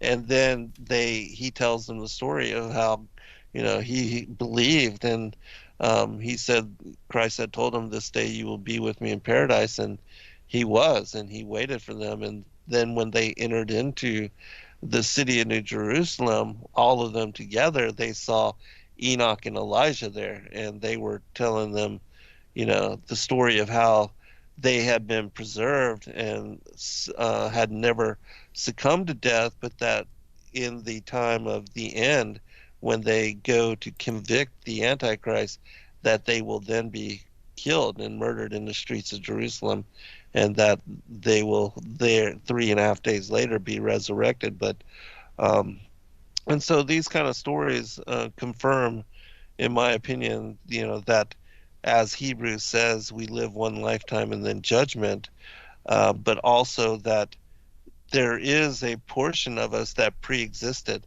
And the whole thing of pre-existence and election, it also explains why some are favored and some are hated, because I think that that also has to do with the rebellion. Like Esau is hated and Jacob is favored, and I believe that what occurred during the war in heaven before we came into flesh determines that election, that it's not just random, because it wouldn't make sense, a just and loving and caring God just assigning some to be condemned and others to be favored. And I have wondered that, actually. It's one of those passages that you read. It's like, well, that's not fair. I mean, the dude's just born, and how come God hates him because he's just born? Right. Not even born yet. I mean, there is the Jeremiah passage, I knew you before you were born. And passages like that. I mean, these are the kind of things that help to resolve some of the questions that I've had growing up. Yes. Where you can be like, well, okay. I mean, if there was something that this person was before he became that person that we read about in the Bible. Right. Again, I don't believe that he lived another life on Earth as another person. Somebody was in the chat room saying, well, there are kids that would disagree with what we're saying here, that kids supposedly can tell us stories of past lives. First of all, we can't confirm the past lives. Right. Well, I was so and so in the Civil War. Well, none of us have been around since the Civil War, so how do you? Right. There's too many problems with the idea of us taking on the body and flesh of another person. I think it just gets really messy, especially with regard to salvation. And what about judgment? Yeah, salvation, judgment, just a ton of problems. Right. I don't see those same problems with the idea of us pre-existing as a being. Maybe it wasn't angels. Who knows what kind of being there was on the earth before the reset? Mm-hmm. I mean, that would be another alternative that I could consider. And I think Michael Heiser actually does a good job of saying, look, angel is just a job description. It's not a being. Angel is a messenger. That's a job description. We do have being descriptions: seraphim, cherubim. It's a watcher. Even watcher can be a job description, though. Mm-hmm, right, like the guardian angel. Yeah. Somebody in the chat room asked, someone tell me who this is. 1 Peter 3:19, by which also he went down and preached the spirits in prison. It's my opinion that, and that's a horrible translation. Preached is what is the word? Caliphizo, if I remember right. I could be wrong. I think that's the Greek word. It's heralded in victory. Or Caruso. Maybe it's Caruso. I think Caliphizo is punch in the face. That's the thorn in the flesh sent to buffet me. I think it's Caruso. Oh, it's one or the other. I can't remember. You can just look up that passage, and I could just do it while we're here. I got the same tools. That it means heralded in victory. Preach is a lame translation. I guess is the best way I could describe it. It's not powerful enough to describe what's really happening there. It's a heralded in victory. And the word prison, if I'm not mistaken, that's Tartarus. Yes. So let me pull this up here. I'll share that for those who are watching. 1 Peter 3:19, in which also in prison. No, that's not Tartarus. That's not Tartarus there. But Tartarus is the prison of God. Peter does use the word prison. Right. Tartarus later. Where the angels are taken. Yeah. This word right here, though, is phileke, which would be prison. And preached. Caruso, Caruso, to herald in victory, like to proclaim. So, being that Peter uses the word Tartarus elsewhere in a different passage, and he's the only author of Scripture that does, Tartarus is the prison of the gods in Greek mythology, and the gods in Greek mythology would be the Titans and what have you. So, I'm of the opinion, and Patrick Heron did a really good job of describing this in his book, Nephilim and the Pyramid of the Apocalypse, I think it was called. Yes. Of describing what Yeshua did and going down, and basically it's like, I paraphrase it to, aha, you lose, I win, I'm taking the keys. And, by the way, when I come back, it's not going to be good for you. Right. Kind of a bad deal. And on the way up, he liberates the saints that were in Abraham's bosom. Yes.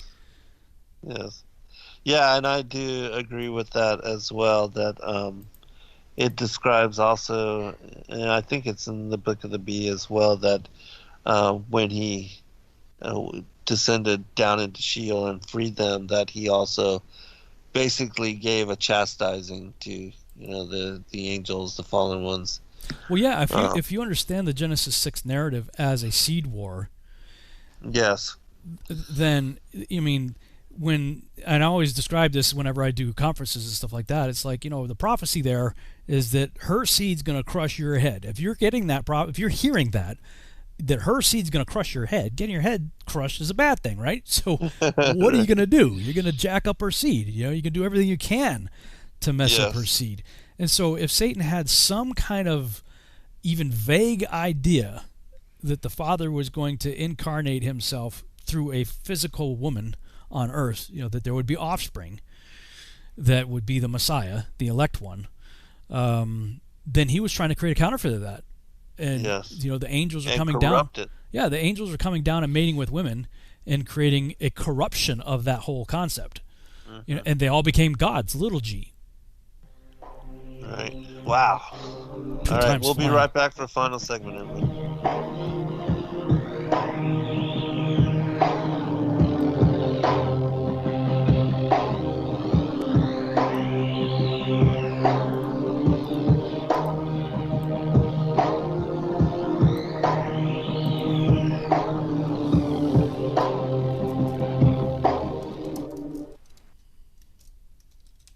Extendivite, a 7-herb combination made from garlic, cayenne, hawthorn, bilberry, ginkgo biloba, valerian, and milk thistle. Extendivite feeds our body with the right nutrients to keep us healthy. Just listen to what Arthur has to say. I was just calling to tell you what a great product you have. I had used this about, 10 years ago after I had congestive heart failure. And it fixed me up and got me going for the last 10 years. Lately, I've been having heart trouble again, so I placed another order because this was the only thing that ever worked. And I just wanted to let you know that you have a great product. To order, call 1-877-928-8822. That's 1-877-928-8822 or visit heartdrop.com. Extend your life with Extendovite. Hey folks, guess what the #1 phrase that Life Change Tea receives by email? You ready? We love this tea. We love this tea. Time after time, week after week, we love this tea. Life Change Tea gives you more energy, a beautiful cleansing, and fulfills its slogan perfectly. The tea that makes you go. So if you want to be on your health game, log on to getthetea.com and order Life Change Super Strength Tea. Packages come in a 1-month supply, and when you brew this stuff, wait until you see the results. Aren't we all about the results? And with a lot of people's health struggling, we can use a little bit of help. Doctors will tell you disease starts in the gut. So log on to getthetea.com. That's getthetea.com. Be our next email saying, I love this tea. I love this tea. Get the tea at getthetea.com. Helping America one tea bag at a time. He was the deputy director of MI6, Britain's most senior diplomat. He was knighted by the Queen and in charge of thousands of highly trained spies. But he was also a member of the Paedophile Information Exchange. He had 45 diaries full of sex fantasies with children. His friend was the private secretary of Margaret Thatcher. He strangled a child and hit another with his car. He raped young boys and organized orgies with children for other politicians. The Enigma Channel, intelligent television for planet Earth. EnigmaTV.com.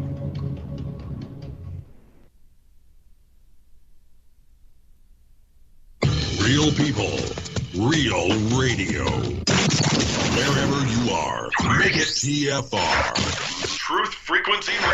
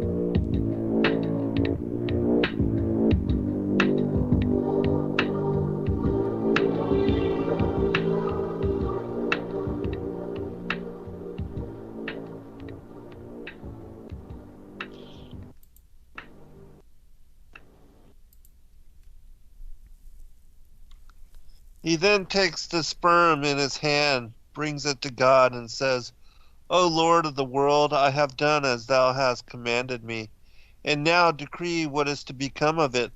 God then decrees that it will be either strong or weak, male or female, rich or poor, beautiful or ugly, long or short, wicked or righteous. God then makes a sign to the angel appointed over spirits and says, Bring me a certain spirit which is hidden in the Garden of Eden, whose name is so and so, and whose form is so and so. This applies to all the spirits which are destined to be created. For from the very moment when the world was created, all these spirits were prepared for men. As it is said, what has already been has been called by name. The angel brings the said spirit, which when it comes before God, bows down and prostrates itself before him. At that moment, God says to the spirit, Enter thou this sperm. That's the Chronicles of Jeremiah, the formation of a child. It's very much longer and gets in very much more depth, especially with the deja vu and showing, each of the spirits that are to be born, what's going to happen over the course of its lifetime and how it should follow righteousness instead of wickedness so that it can go to a paradise instead of Gehenna. But people can check that out for themselves. So, when does, how far back does that book date to? Like, what's the accepted time period that book was written? The Chronicles of Jeremiah, I think it's like 8th century, 9th century, something of that nature. But it's very much older. That's just when it was compiled by an individual named Moses Gaster, who did like Louis Ginsburg when he put together in chronological order all of what were the midrash that became the Legends of the Jews. He released that book, I think it was in 1909, but those particular stories date all the way back to the 1st century and beyond. They're rabbinical commentary that's very ancient, but in similarity, this individual it's a compilation of all these different narratives. But both of these manuscripts, like I said, this one contains in the Chronicles of Jeremiah the formation of a child. But in the Legends of the Jews, there's a similar story called the soul of a man, and it in similarity describes the same kind of events.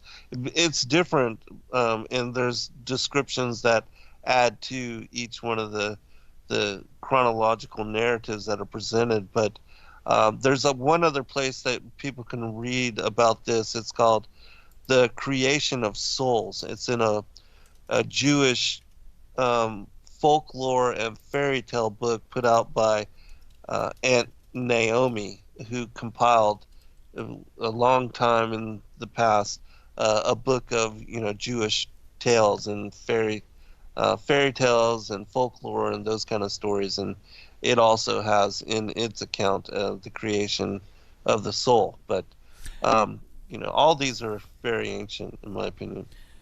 Maybe perhaps related to that, have you heard of, I'm sure you probably have, the silver cord? Yes, yes. And people can just Google it, the silver cord, if you're not familiar with it, but that there was this concept that after a person dies, there's like an umbilical cord attached to the spirit, the soul, whatever, the person, and that it hangs around for 3 days, and by day 4, the body begins to decompose, and so that's when the cord is severed and the spirit leaves. And that's why when you read about that, you can be tempted to just write it off as Jewish folklore, myth, or whatever, until you realize, when you start applying these things, that the authors of Scripture understood these things. Like, they were aware of these things. And it makes me think that Yeshua was aware of it too, and then if he was, then there must be some truth to it. Either that, or he's just playing to the crowd, because he intentionally waited to the 4th day to resurrect Lazarus right before he was about to go to the cross himself. Like, he knew that their faith was going to be challenged. Right. And this guy was somebody he loved. He was a friend, like a really good friend, and he loved this guy. Right. And they'd seen him raise other people from the dead. So why did he allow his friend to die and not do anything about it? And they bound him up, put him in the grave, and he'd been in, and he's like, yeah, no problem. He's like, but surely he stinketh, right? Like, Yes. he's gonna stink. So I mean, they're saying, he's been in there for 4 days. Like, this was a big deal. And he says, look, I am the resurrection and the life. Yes. That's not a problem for me. And it, almost as if to give a preview of things to come. That, like, Right. yeah, I'm going to raise this guy, because they all had this understanding of the silver cord and that it had been severed. Like, because there's this belief, and even today it seems to bear out, that there's a time period that somebody can, and I've heard stuff with missionaries and other things with people that have been dead for a couple of days, and a godly person filled with the Spirit comes in there and says, "Come, wake back up," Right. And a person Right. comes back. Now the skeptic will say, "Well, he must not have really been dead," but look, there are lots of documented cases of people who are, scientifically, clinically dead, flatline stuff, dead, that have been brought back. Right. And now they say, if it's more than 6 minutes, you can end up with brain damage and stuff. But I've heard of plenty of cases it's more, plenty longer than that the person came back and the brain wasn't damaged, even though it was Right. robbed of oxygen and started to deteriorate. Uh-huh. But the point is that they had this concept that by day 4, any hope of resurrection was over, and he's like, "Nope, I got this." Lazarus, get up, and Right. and he rose. So, yeah, I just these are the types of things that make me open to hearing more, learning more, wanting to understand more. And somebody else posted in the chat room, is that why we get to judge angels, good or bad? And that is an interesting question too, is because if we were part of, let's say there were three groups of angels. There were the good angels, the bad angels, and the ones that didn't do anything. Uh-huh. They were the sideliners. And let's say that's the group that has to go here because they didn't take a good stand, and they didn't necessarily take a bad stand. Okay, so if we come here and then through our life experience we accept Christ and then we're good to go to come back, then when they have the heavenly court, we're the jurors. Is that sort of the concept? I mean, is that how you would understand that, where it talks about we're going to judge angels? Yeah. Yes. And this goes back to those of us that are incarnated into flesh form now and that endure to the end, that we are the overcomers, that the legion and the 1/3 of the angels that fell, that revolted in the very beginning, they are losing their ordinance, their place and habitation in heaven. They were cast down and banished here. We are going to inherit those ordinances. And so, yes, we will be part of the council that assist Yahushua in bringing forth judgment at the end of days. And yes, we will assist, he of course is judge, but yeah, it's those fallen angels that rebelled against him that we will help in bringing judgment against. And we are, we take over the places that they left, and the ordinances that they abandoned. And so, yeah, I do believe that that is how it will play out. Fascinating stuff. Yeah, I was just going to mention one other thing before we move on, that there's also this whole concept of the guff, and it's called the treasury of the soul. And it talks about how there's this whole concept that there's a certain number of souls that are going to incarnate into flesh form that are the spirits, like the morning stars that shouted for joy, that were part of the angels in the first world age, that God is going to allow this number to incarnate into flesh form. And once all of those take on embodiment, that's it. That would be, the last that one. is what would bring on the end. But I did a show on this, and it's a very interesting concept, and people can look it up. It's called The Guff, the Treasury of the Soul, or just look up Primordial Guff. I did post it in your chat room and also in ours, but this will also help people to better understand this concept. Primordial Guff? Guff. Yeah, G-U-F. G-U-F. Mm-hmm. Man, always interesting, man. Yeah, there's a lot to be said about a so lot of this stuff. so much. All right, I want to move on to next. Yeah, Okay. absolutely. Wow, we only did one chapter. I know. It's funny. All right. Been an interesting Well, yeah, discussion good there. stuff. Chapter 100 for me.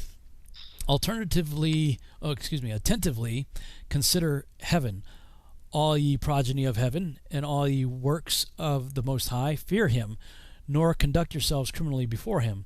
If he shut up the windows of heaven, restraining the rain and dew, that it may not descend upon earth on your account, what will you do?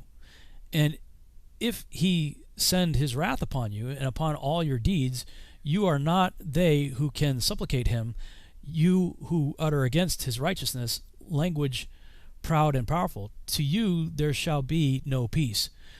Do you not see the commanders of ships, how their vessels are tossed about by the waves, torn to pieces by the winds, and exposed to the greatest peril? That they therefore fear, because their whole property is embarked with them on the ocean, and that they forebode evil in their hearts, because it may swallow them up, and they may perish in it. Is not the whole sea, all its waters, and all its commotion the work of him, the Most High, of him who has sealed up all its exertions and girded it on every side with sand? Is it not at his rebuke dried up and alarmed, while all its fish with everything contained in it die? And will not you, ye sinners who are on earth, fear him? Is not he the maker of heaven and earth, and of all things which are in them? And who has given erudition and wisdom to all that move progressive upon the earth and over the sea? Are not the commanders of ships terrified at the ocean, and shall not sinners be terrified at the Most High? All right, chapter 101, Charles version. Observe the heaven, ye children of heaven, and every work of the Most High, and fear ye him, and work no evil in his presence. If he closes the windows of heaven, and withholds the rain and the dew from descending on the earth on your account, what will ye do then? And if he sends his anger upon you, because of your deeds you cannot petition him, for ye spake proud and insolent words against his righteousness. Therefore ye shall have no peace. And see ye not the sailors of the ships, how their ships are tossed to and fro by the waves, and are shaken by the winds, and are in sore trouble? And therefore do they fear, because all their goodly possessions go upon the sea with them. And they have evil forebodings of heart, that the sea will swallow them, and they will perish therein. Are not the entire sea and all its waters and all its movements and the work of the Most High? And has he not set limits in its doings, and confined throughout by the sand? And at his reproof it is afraid and dries up, and all its fish die, and all that is in it. But ye sinners that are on the earth, fear him not? Has he not made the heaven and the earth, and all that is therein? Who has given understanding and wisdom to everything that moves on the earth and in the sea? Do not the sailors of the ships fear the sea? Yet sinners fear not the Most High. I think that's as we were talking about, a reproof against the fallen angels, the rebel angels, for being haughty and proud and thinking that they could replace him and be like the Most High. And that, again, here, observe the heaven, ye children of heaven. And so, yeah, the whole thing of the judgment and the reproof and how we will judge the angels, it's because we're going to replace them, and they are losing out in this whole deal. I was just thinking, going through that, like, you ever wonder what the purpose of fish are? It's kind of a random thought, I think, but I mean, I understand the purpose and function that insects, birds, and especially since I started farming, or I don't know if I'd call it farming, but gardening. How the worms work, how the bees pollinate, and how the birds, and how the function of the creatures on land. I think I got a pretty good handle on. But I was sitting there, just all that stuff about the sea. I'm going, what's the function of fish? And such a wide variety of them. I mean, my goodness, there's such a huge variety. I was looking. I'm on a list of several websites for CGI assets, 3D models, and stuff. And so every now and then, various content producers will put sales out, and so I get these emails. Oh, cool! And there was one on sharks, and you could buy these 3D shark models that you could use in your software. And in that pack, they had hammerhead shark, and with each model, you can click through, and they have various renderings, pictures of the model, that they did, so in environments and stuff like that. I'm looking at this hammerhead shark, and I'm going, what a bizarre creature, Right. And so many fish, the same thing, just crazy bizarre. And Sheila and I were watching Hawaii 5-0 last night, and there was an episode about this deep underwater facility that was down there from doing some mining or something on the ocean floor. And just kind of looking at all that stuff, going, man, there's such a wide variety of fish in the ocean. And one of the things that the statements that was made in that series was in that show that we're watching is that the ocean right here on Earth is 95% uncharted. Right. Everybody wanted, we got to go to Mars, we got to go to the moon, 95%. And when you think of how much of the Earth is ocean, just a ridiculous amount of this Earth, whatever shape you think the world is, okay, it's a lot of water. And 95+% of it is completely unexplored. And what other kind of creatures can be? I mean, of the creatures that we know about, in the 5% or so that we have explored, there's a huge variety of fish and aquatic beings. Right. And what's even deeper and farther in the other parts that we don't know? You ever just think about it? What is the purpose of those things? What do they do? Yeah, that's a whole nother world. And I think the fish, like the animals, they all prey off of one another. There's the lions that are the king of the jungle, and the cats that are the predators and things of that nature, and they are all feeding off of each other and sustaining what is the harmony of the creation. And the fish seem to do that same thing, all the way from the plankton, the algae, to the huge sperm whales. I mean, massive creatures. And there is a lot of things we don't know.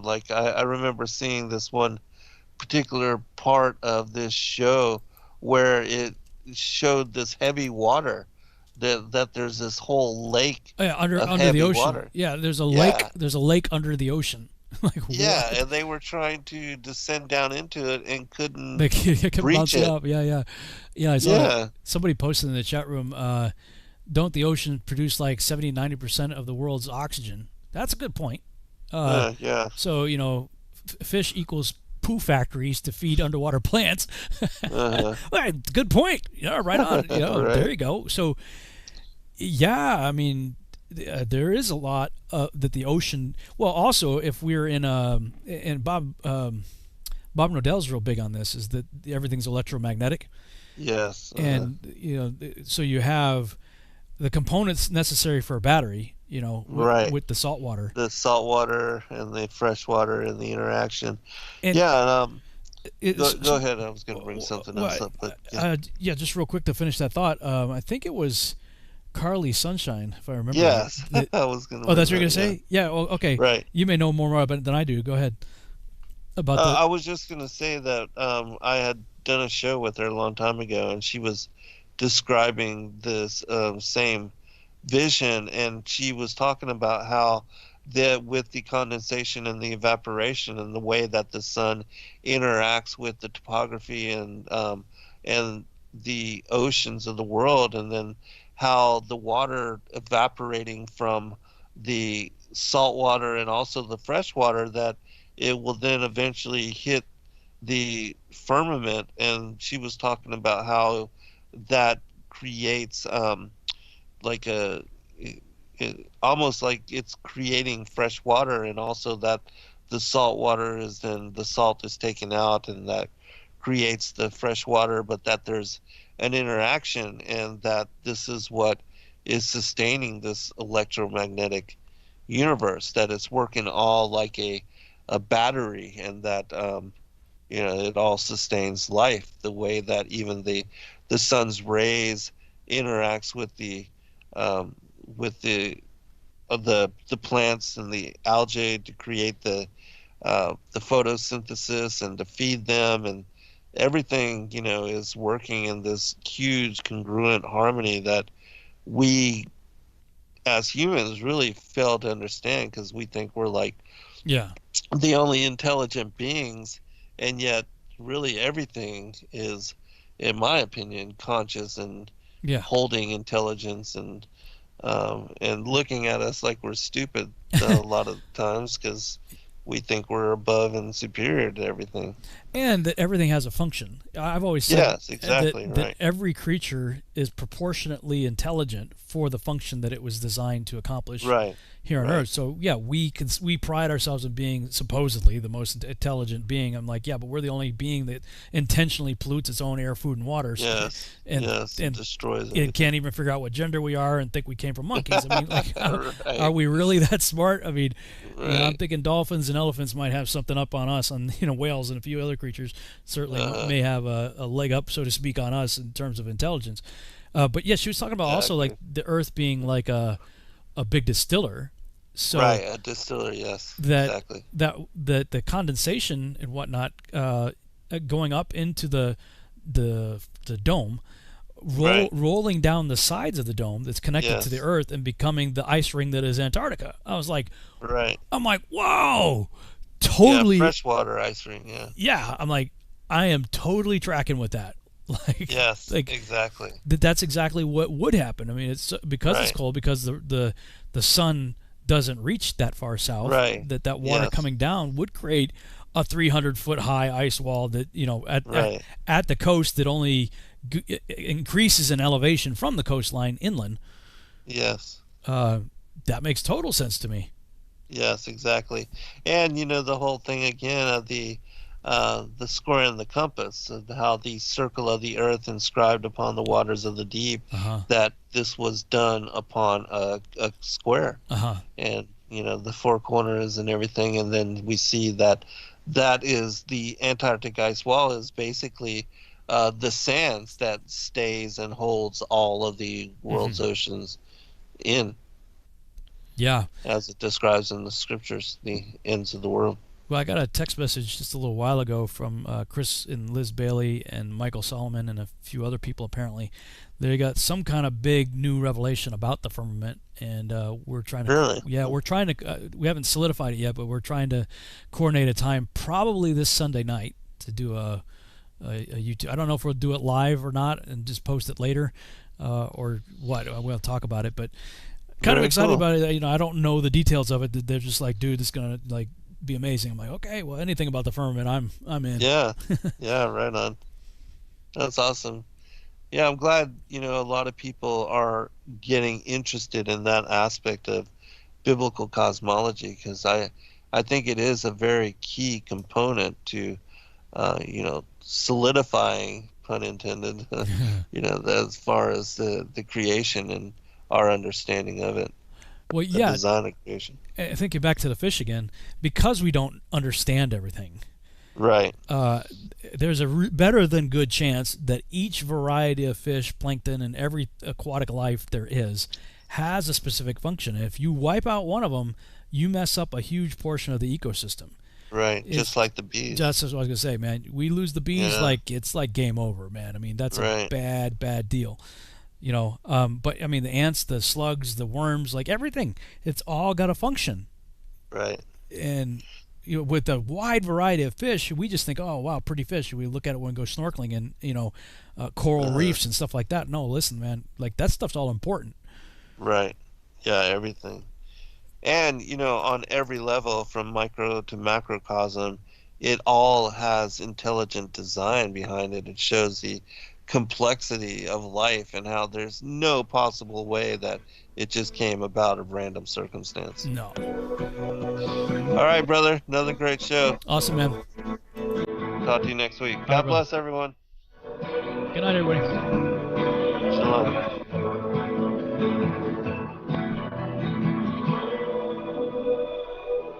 Truth Frequency Radio.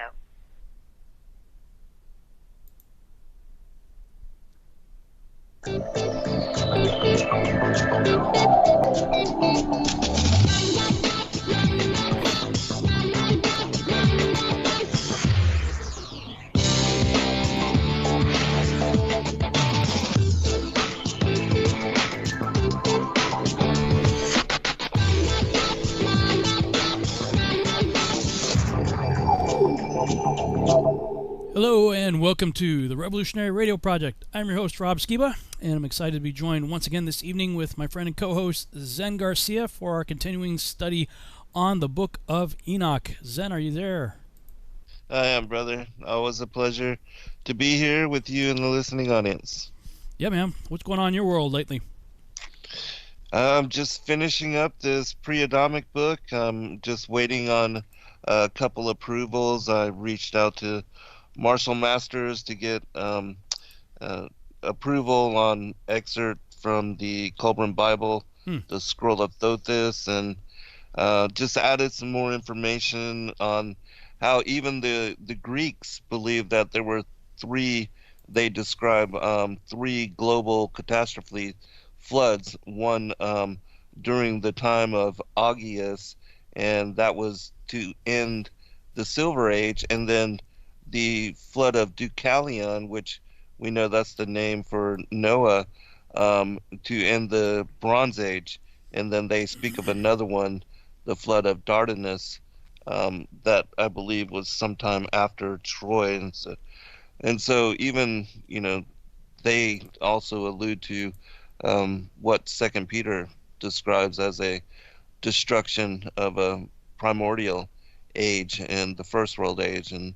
And so that was interesting. And I'm just waiting now on the Thracian Church because I'm going to publish some material from the Book of Navi, which is part of the Thracian Chronicles, that speaks about Orpheus, which he was this Thracian priest who was led to the place where one of the antediluvian patriarchs had deposited many of the ancient testaments from before the flood, and he dug them up and then translated them and made them all available to his people. And I believe that this is part of the legacy of our having some of, like the books of Enoch and ancient testimonies that were brought over on the ark and through the flood, in my opinion. Wow. Fascinating stuff, yeah, man. It's a fascinating story. Yeah. Yeah, for sure. Yeah, that's awesome. I was looking through the comments of one of our previous shows. It was the one where I was talking about the 2045 deal. Yeah. And I forget which one. It was like 2 or 3 shows ago. But anyway, somebody wrote the following comment. After that creepy video, I'm assuming it's the one from the 2045 video that I showed. Robin Zen noted how there is a promise in there for a person becoming an avatar and being able to morph yourself into whatever it is you wish. Well, that kind of floored me because in the Apocalypse of Baruch, which is in my Sefer as Second Baruch, Jeremiah's scribe Baruch talked about something similar being in store for believers in the kingdom.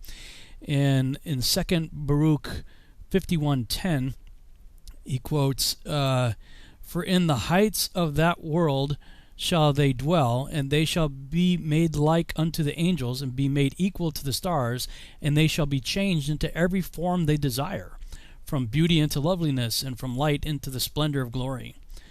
The coincidence that coincides with what Jesus said in Matthew 22:30 about those resurrected being like the angels, not God.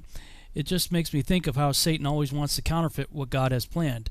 I'm betting the way it will be for the resurrected is going to be infinitely better than for those trying to do it with a virtual reality or avatar route, who may end up feeling like they didn't get what they paid for. Amen. Yeah, absolutely. Yeah, that's amazing, because that also affirms, what we had talked about previously with the Book of Enoch, and describing how all the ancestors of humanity, like the stars, that Abraham looking up into the night sky and seeing all of his seed, numbering that of the stars, and how that equates to all of our, being our pre-existence and our incarnating to flesh form in some manner, as revealed by the Book of Enoch. Mm-hmm. Yeah. Let's see. There's something else I wanted to ask you about. Have you looked into it at all? Have you looked into this? Hang on a second. Let me pull it up here. King John III, Joseph Gregory Hallett. Mm-hmm. I have, and this guy just coming on the scene, there seems to be a lot of hype about it, and we'll see. We'll see what plays out and how it turns about, and but there is some strangeness going on with that. But I did ask my friend Dr. Joy, who keeps track and has a lot of informants over there in connection to the royal family, and she does a lot of research along those lines, and she tends to downplay it and is not certain, with regard to if the royal family is truly given up power and ceding to this particular individual. But who knows? I mean, if he does come on the scene and has all the credentials, and with the end of the whole Malachi, the prophecy of the last popes, and I mean, it all seems to fit, but really, we just have to wait and see. Yeah. What's your thoughts on it? I had seen some stuff about it for a while, and it's just one of those things, where everybody's trying to send me stuff. I'm like, yeah, whatever. And finally, it just catches up with you. You're like, all right, fine, I'll check it out. Right. So I'm actually one of those guys that postponed doing my taxes until the 15th of this month. So I'm in a mad rush to crunch all my numbers and get all that done, get it over with. So, while I'm trying to go through all my receipts and whatever, I was looking for something to watch or listen to, in the background. And so I'm going to look into this guy. And there's, I forget the name of the YouTube channel, but they did a 3-part series, Meet the New King of England, King John III, parts 1, 2, and 3. And in part 3 of that series, one of the guys that was on the sort of a panel discussion, he said, hey, let's do a documentary on it. And he released it just recently. It was called The Hidden King Documentary, Joseph Gregory Hallett Interview Part 1. And I'm like, I already thought we were living in a Twilight Zone episode. Just how bizarre everything is right now taking place in the world. And this is just one more strange piece of the puzzle. On the one hand, the guy sounds like a total Fruit Loop. I mean, I'm listening to this guy going, what in the world? I mean, he butchers all kinds of stuff in the Bible. He claims that he's the Messiah. And of course, his definition of Messiah and all that is really bizarre. And all the so-called confirmations that he claims to have had to prove it, that part's all really weird. And living in a cave supposedly carved out by a planet or some kind of crazy stuff. I mean, in his great-grandfather or somebody, great-great-grandfather is probably the first person to go to the moon, supposedly, for some kind of thing. And, while he's saying that, one of the other guys like, yeah, let's not talk about that right now. So, I could tell even some of the people that were, like, on his side are like, okay, some of this stuff's, way out there. A little bizarre, yeah. But on the other side, and this is something I haven't been able to vet, but it's interesting to me, is supposedly President Trump, as well as Putin and several other world leaders, have recognized his claim to the throne. And of course, we've seen that Buckingham Palace, things are weird there, and the crest, the emblem, and all that stuff's been taken down. And where is the royal family now? And some of their children have come over here, and there certainly appears to be some kind of big uproar that has taken place over there. And meanwhile, you also have the Pope renouncing the title of Vicar of Christ. So I was aware of all these things before I even ever heard of this guy. But this guy claims that the reason for all that is because of him. Yeah, right. And so I have not, and maybe somebody has out there, I don't know, but I have not heard President Trump mention him in anything that I've listened to so far. Of course, I'm not a regular Trump follower. It's not like I'm watching everything he says. So maybe he has. But it also seems to be fitting into the Q narrative. But on the side of the Q narrative that I am very cautiously against, which is the whole, Ascended Masters, New Age side of things. Right, yes, exactly. And the Sarah and all that. Yeah, which he seems to be, this Joseph Gregory guy seems to be right in line with a lot of that stuff. So, I don't know, man. I mean, if I actually do see world leaders recognizing him, and if in fact, because supposedly, according to this guy anyway, the reason the Pope has denounced his title as the Vicar of Christ is because, according to him, the Christ has arrived and it's him. So, so the Pope's like, okay, I'm done. I don't need to carry that title anymore because the Christ has arrived. And of course, he got a bunch. And that would be false prophet introducing the Antichrist. Right. Yeah. Now, of course, I don't believe that he's the Antichrist. I believe Nimrod's the Antichrist. False prophet. My take on it is, Yeshua said there's going to be many false Christs. Right. So we have the false Christ known as the beast Antichrist, but we've had many Antichrists, going back throughout history. In fact, John said that there were Antichrists among them even in his day. Right. So the idea that he could be an Antichrist, okay, fine. I mean, there's been plenty before. There'll be plenty more, probably. Yes. Yes, probably. The beast, this guy's like a party animal. I mean, you listen to this guy, and he, apparently, supposedly, according to his story, he's been kept down by the royal family. They've done everything they could to try to squash this guy's reputation. He can't get a job anywhere. He's been living in a cave or whatever. So, apparently the guy's broke, and, he's trying to get GoFundMe started, but at the same time, he claims to have all the legal documents, all the stuff that he's researched, and has all the paperwork to prove the legitimacy of him ascending to the crown and proving that the previous, i.e. maybe current House of Royals is a fraud. So he claims to have all the pedigree and all the paperwork to prove all that. So if that's the case, then he steps up to apparently be the king of not just England, but I mean the UK, Australia, New Zealand, all the Commonwealth. Yeah, a lot of places. Canada even. And with the Pope, throwing his hat in on all this, from a religious side of things, it's really bizarre. I mean, of course, you listen to the guy, he's doing like little YouTube channel podcasts. I mean, some of the channels that I saw that he were on, don't have that many subscribers, and he's making the podcast round. And I will say, it's on par with a Coast to Coast AM type of guest, that you would expect Art Bell or George Norrie to interview. Right. Yeah. So I don't know. I mean, on one hand, it's intriguing because if what he's saying is true as far as the paperwork trail goes, it's really fascinating. But the rest of it is like, wow, this is a Twilight Zone, Outer Limits, just completely bizarre scenario if I ever heard one. Yeah, and my thing on this is that the royal families all throughout history have had no problems assassinating people. And so why is this guy alive if he is in fact that much of a threat to them? Because I don't see them just giving up power.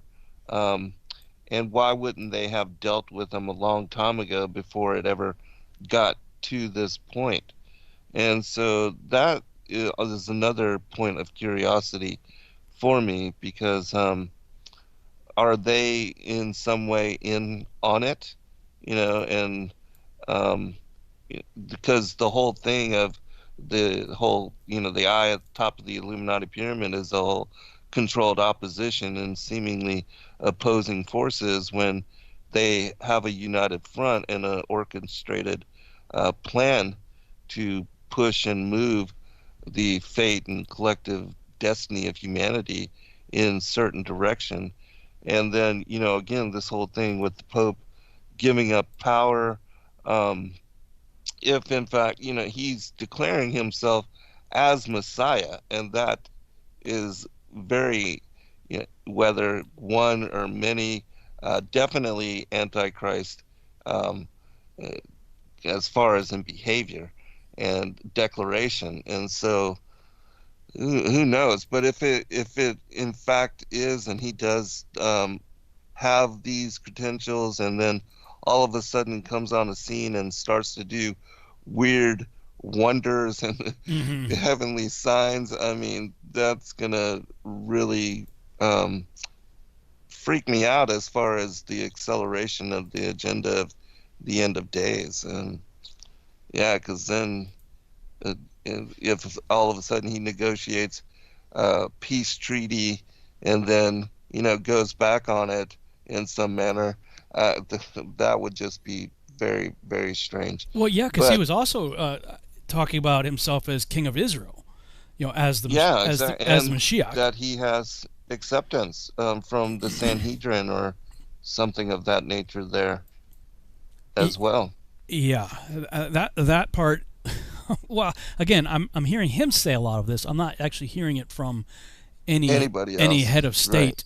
I Yes. I have yet to hear, Putin or Trump or anybody in the Knesset or anywhere else talking Right. about it. For those who are interested in wondering what the heck we're talking about here, I created a playlist on my YouTube channel, so you could just go to my YouTube channel, click on playlists, and it's the King John the Third playlist. I got like 4 videos in there. If you're interested at all in taking a trip down a very strange corridor of this Twilight Zone. Right. don't know, Oh man. my gosh, it seems like every week it just gets more bizarre. Yeah, it truly does, man. Well, so anything else you want to talk about before we jump into Enoch?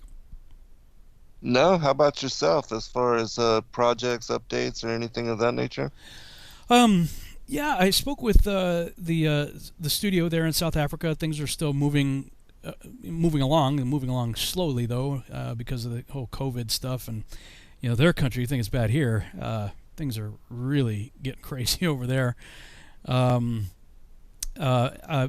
also, I have been approached by quite a number of people who are very talented artists and programmers, as far as Awesome. video games and stuff goes. So I'm going, okay, well, it's weird because like sometimes I have a season where it's the comic book. Everything about the comic book is just clicking, boom, boom, boom, boom, boom. Okay, so we pump out the comic book. Sometimes it's a season where everything I need to work on the television series is just clicking, boom, boom, boom. Okay, we'll work on that. And then sometimes it's the novel or the video game. Yeah, so right now it looks like things are steering towards the video game. I've had a few conference calls since Sunday, and probably going to have a few more this week. So we'll see what happens, but doing what we can with what we have. Yeah, keep it going on all fronts. Yeah, whatever whatever seems to be flowing, that's the direction I'm going in. So Absolutely. So yeah, all right.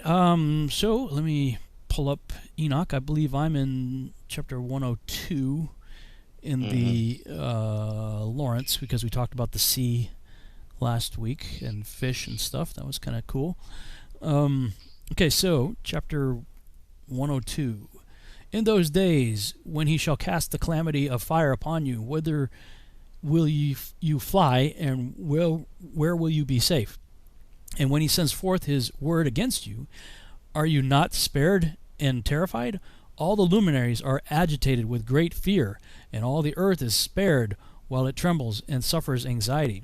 All the angels fulfill the commands received by them and are desirous of being concealed from the presence of the great glory, while the children of the earth are alarmed and troubled. But you, ye sinners, are forever accursed. To you there shall be no peace. Fear not, ye souls of the righteous, but wait with patient hope for the day of your death in righteousness. Grieve not, because your souls descend in great trouble, with groaning, lamentation, and sorrow, to the receptacle of the dead. In your lifetime your bodies have not received a recompense in proportion to your goodness, but in the period of your existence have sinners existed, in the period of execration and of punishment. And when you die, sinners say concerning you, As we die, the righteous die. What profit have they in their works? Behold, like us, they expire in sorrow and in darkness. What advantage have they over us? Henceforward are we equal. What will be within their grasp, and what before their eyes forever? For behold, they are dead, and never will they again perceive the light. I say unto you, ye sinners, you have been satiated with meat and drink, with human plunder and rapine, with sin, with the acquisition of wealth, and with the sight of good days. Have you not marked the righteous, how their end is in peace? For no oppression is found in them, even to the day of their death. They perish, and are as if they were not, while their souls descend in trouble to the receptacle of the dead. Okay. 102. I think it's 103 for you. Oh, no, it is 102. We're both... Okay. No, yeah, it is 102, yeah. Yep, sorry. Yep. No, it's all good.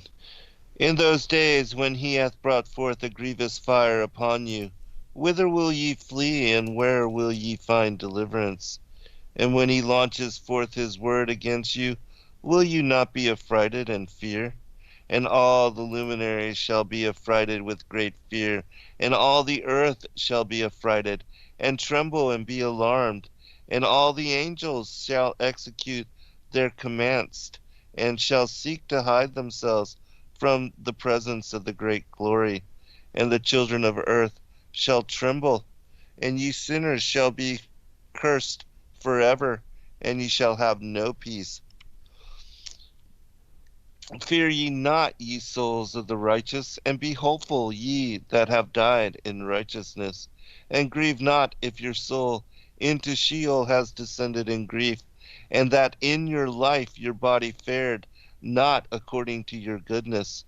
But wait for the day of the judgment of sinners, and for the day of cursing and chastisement. And yet when ye die, the sinners speak over your, As we die, so die the righteous. And what benefit do they reap for their deeds? Behold, even as we, so do they die in grief and darkness. And what have they more than we? From henceforth we are equal. And what will they receive, and what will they see forever?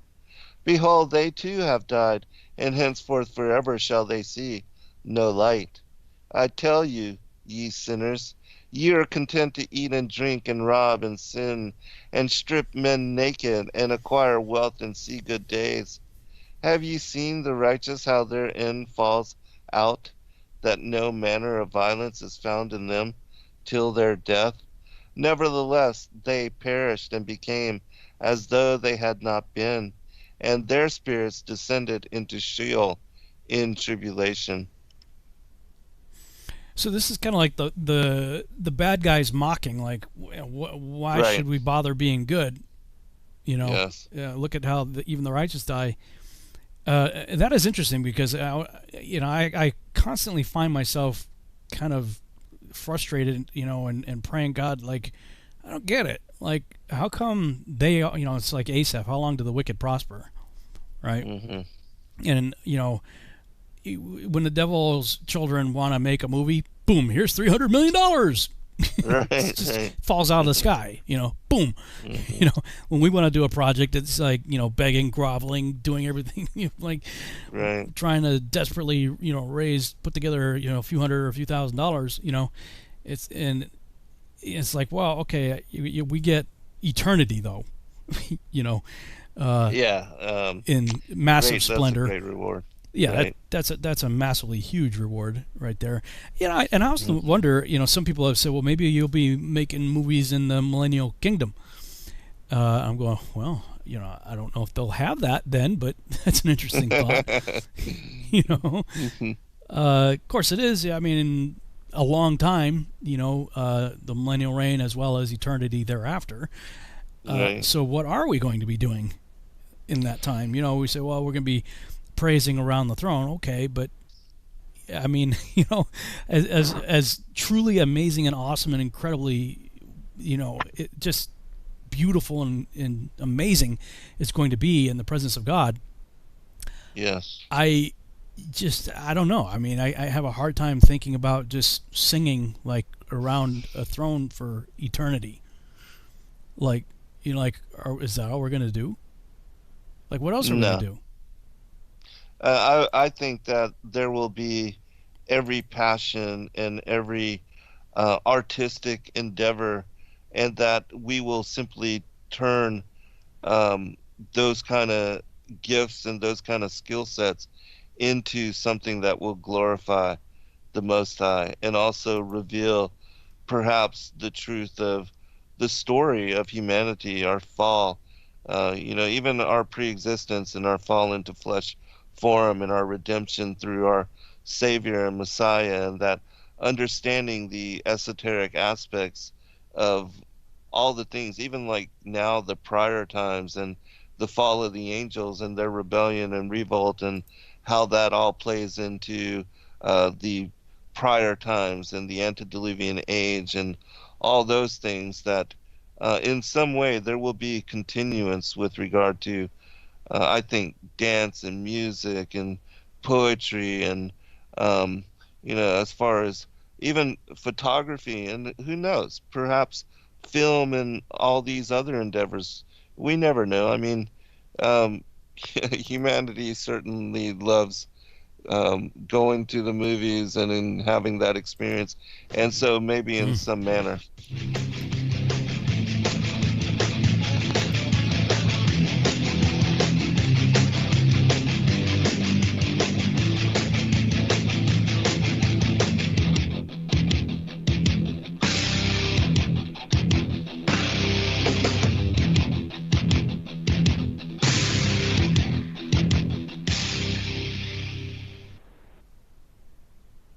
From the dawn of man, we have turned to nature to help attain balance within ourselves. But somewhere, we lost our way. Western culture is once again remembering the healing benefits of CBD, the non-psychoactive component of the hemp plant. That's why more and more people who use CBD report relief from inflammation and chronic pain, balanced blood sugar and cardiovascular system, relief from muscle tensions, tremors, migraines, headaches, anxiety, depression, and the list goes on. The big question is, where do you get it? Life is a 99% pure CBD oil made with all organic ingredients, and it's available to TFR listeners worldwide. If you use coupon code TFR at checkout, you'll get $5 towards your order. Head on over to ialife.com now. That's AYA life.com. Balance of Nature's fruits and veggies in a capsule. It's a great product. And the one thing I like about it the most is that when you open the bottles, you can smell like the scent of the fruits and veggies. It's no genius thing to it. It's really just fruits and veggies, which everyone needs. And you guys kind of put it in a way where you can take it easy and you can get it, and it's natural, and that's what I like about it. I like the product, and I've taken it, and it's definitely made me feel a lot better. I'm a healthy person to begin with, but it's definitely good prevention, and it's definitely gives me energy, and feel like it's a natural thing. I like it. I really do. For a limited time, use discount code TALK to receive a 50% discount on your first preferred whole health system and have it shipped to you free. Call 1-800-246-8751 or go online to balanceofnature.com. Again, use discount code TALK. Once in a decade, a true story comes along that remembers the future. After 6 Amazon bestsellers, I have completed the epic Birth trilogy, a true story of Earth. By reading the Birth Trilogy, you will journey with the characters from the origin of Earth to its final destiny in a white-knuckle ride that combines the intrigue of Tom Clancy with the epic scope of Prometheus and Interstellar. You will learn more about the purpose of life, the mystery of death, and the true nature of your soul than you thought possible. The Birth Trilogy is now available on Amazon and Kindle. The audio version is a free bonus when you buy the paperback, so even if you're not a great reader, don't worry about it. I read it for you. Use the Amazon app today and buy the Birth Trilogy, spelled Bearth, or search for my name. I'm Brooks Agnew. No hate, no hype, no fear.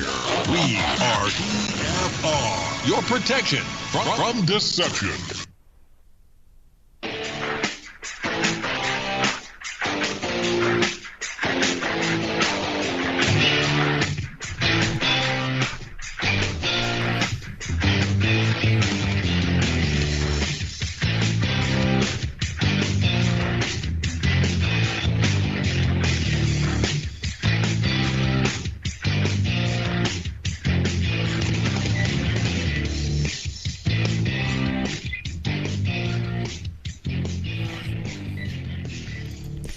And we're back on the Revolutionary Radio Project. I am your host, Rob Skiba, and right before the break, we're talking about what's it going to be like after we leave this place. Well, actually, we're not going to leave this place. Maybe Right. in the sense of leaving in death, but everything I see is it's coming back here. So, heaven comes down to earth.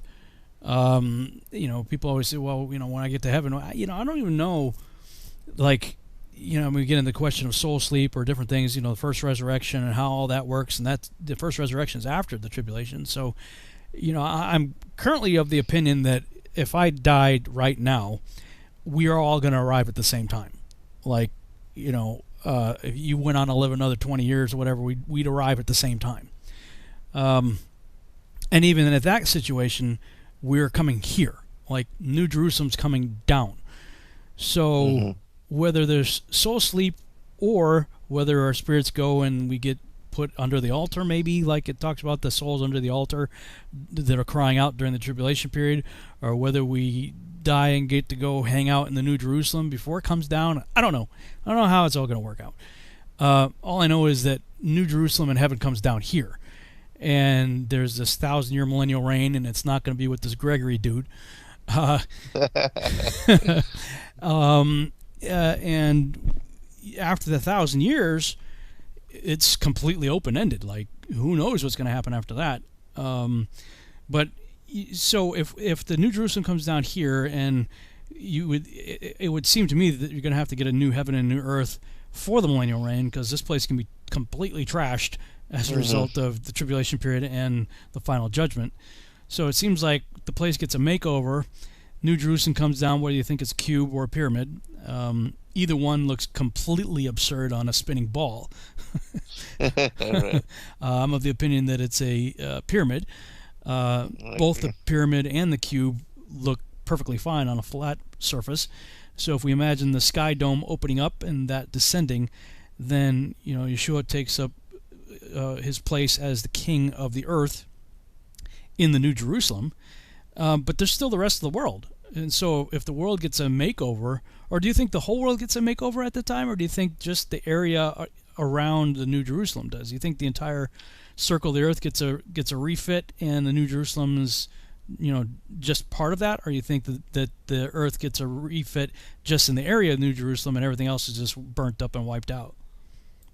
No, I do believe that there will be a new heaven and a new earth, and that part of the destruction of the earth is the seals opening, the sun turning dark and the moon blood red and the stars come crashing to the earth.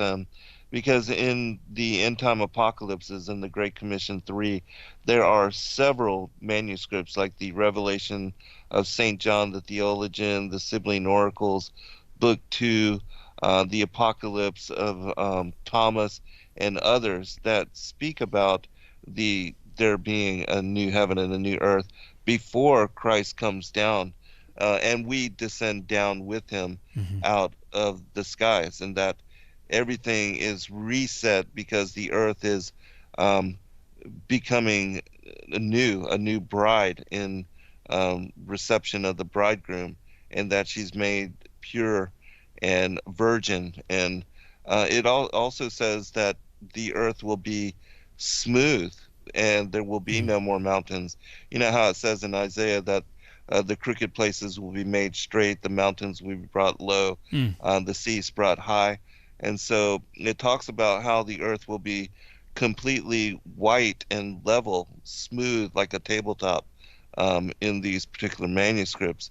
And that is when Christ comes again. And I believe that, the Levitical feast days, the 3 that remain, that he will, that the church will be raptured on the Feast of Trumpets, caught up into the air with him, the wrath of God poured out on to the earth and everything destroyed, the new heavens, new earth. And then he comes down on the Day of Atonement to take the judgment seat. And then that's when the harvest occurs and the determination of who will be amongst the righteous and the wicked. And then those that are deserving and numbered with the elect will then enter in on Sukkot, when New Jerusalem descends out of the heavens on the Feast of Tabernacles, into New Jerusalem, the city of God, for the millennial reign. And so I think the 3 fall feasts will be fulfilled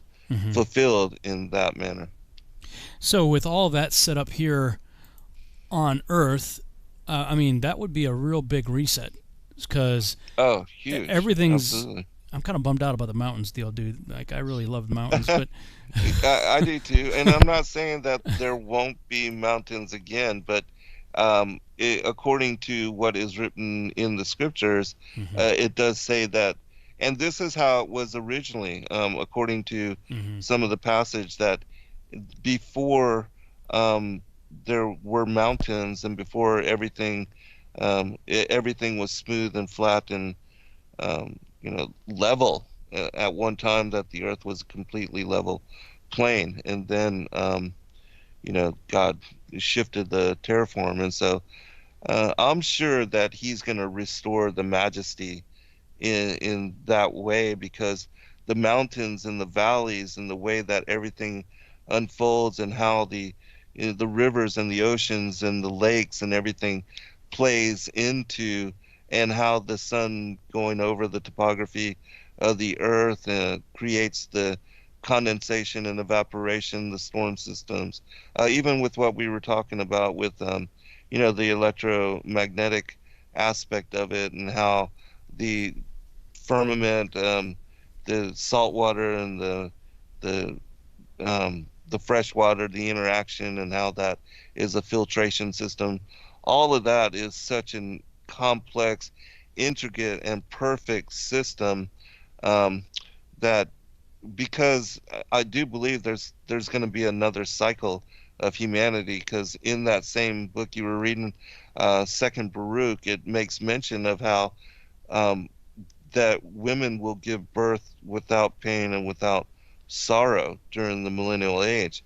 And so there seems to be some still aspect of humanity going on, and and I don't believe that will be us, because I think that we will be, God willing, that we will be restored to our glorified bodies and return to our former estate and our former bright nature.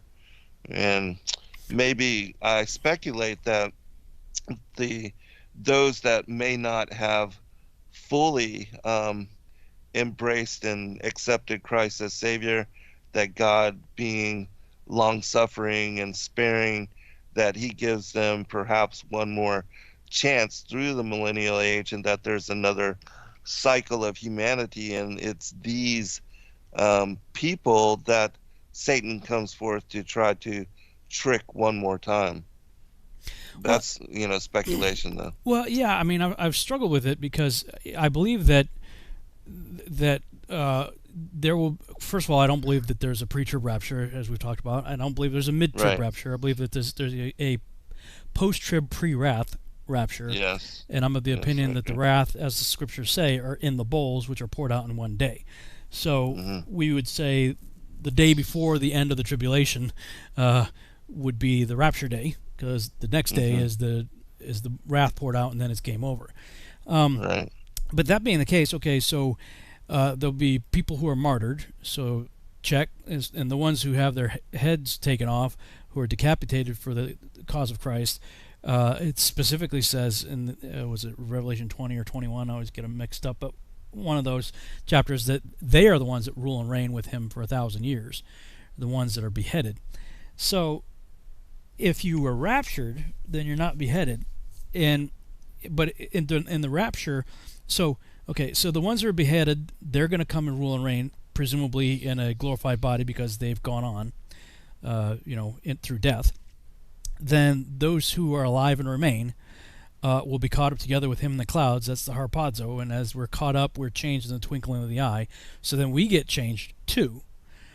Then everything gets wiped out with fire. I mean, that's the reason why he's got to lift us up. He's got to pull us out, Right. wipe everything out with fire. So at that point, there's no survivors left on Earth, at least not the way I think of it. I mean, if the whole Earth's getting a fire purge, then there's nobody left. I mean, bad guys, good guys that weren't Christians, let's say, but were decent people, they're getting wiped out in that fire purge.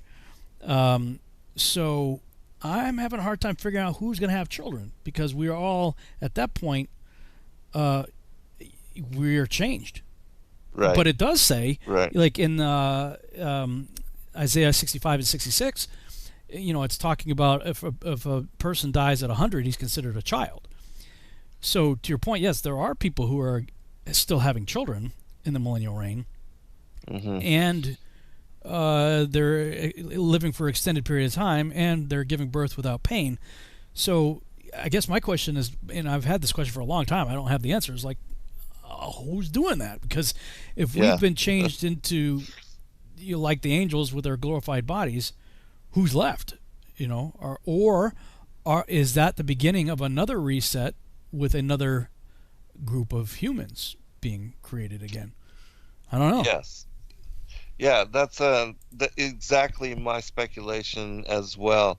And I do believe, again, because the believers are given glorified bodies, and God willing, we will take part in judging the angels according to what the scriptures say. And so that to me symbolizes that we have taken on the roles which the angels, the fallen angels, had abandoned when they revolted, the first rebellion against God, and then the watchers who left their first estate as well, that we will assume their ordinances in heaven. But then there seems to be implied that there's going to be another cycle of humanity. And it's, my guess that if there is this other cycle of humanity, if they are not in their glorified embodiment like we, then they had to have fallen short in some aspect to where they didn't receive the full promise of the cross and salvation, in the manner that hopefully, God willing, that we do. And so that, in my opinion, it must imply in some manner that perhaps these are sinners, but not sinners to such degree that they are bound in the terror of Sheol and condemned with the fallen angels and the Illuminati and the kings and the princess and the houses of royal that really pushed the Illuminati agenda and that slaughtered the innocents and started unjust wars and killed their own people and believing in depopulation and all that and vaccinations and everything of that nature that were hardcore wicked. Are these just some of those that fell somewhat short, and that's why they are going now through human embodiment? I don't know, but that seems to be what is implied. So I just had another thought while you were talking. There was a series of blogs that I wrote back in, I want to say 2010, 2011, called The Rapture Riddle. And that came as a result of studying the parable of the 10 virgins. And I'm looking at that and going, wait, okay, virgin, that when you say the word virgin, it's somebody who's not defiled, who's pure, right? And they're looking for the bridegroom. Well, the only ones who are looking for the bridegroom are Christians. They're waiting for him to return. And we're the only ones pure, not of our own, but through the blood of Christ.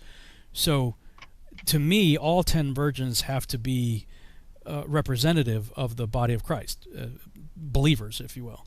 But 5 have their oil with them in their lamps, and 5 don't. And the conclusion I came to with that is, the scriptures the Bible is referred to as a lamp unto my feet, right? David talks about, thy word is a lamp unto my feet. And the lamp being a menorah, 7-branch menorah, and the 7 branches representing the 7 Moedim, the 7 appointed times of God. And the oil is the Holy Spirit.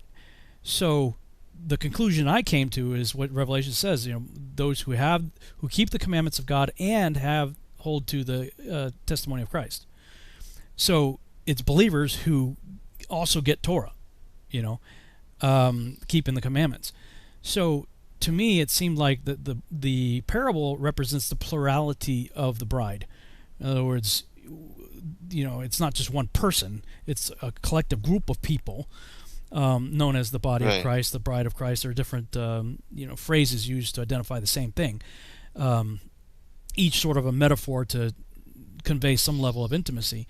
So I took the 10 to represent the plurality, but 5, or half, if you will, of the bride don't get it. They don't have what Revelation says, keeping the commandments of God and the testimony. And it says they go in with the bridegroom, not up. There's nothing about a rapture going on there. It says they go in with the bridegroom. So I had begun to speculate that is the believers who, because he says, in Matthew, what is it? I always get it confused if it's 5 or 7.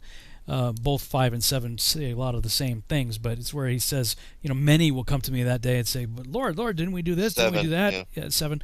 Didn't we do this, that, and the other thing? He says, depart from me, you workers of iniquity, those who actually work lawlessness. What does it mean to work lawlessness? Well, it means it's just what it sounds like, to be lawless, to disregard the law.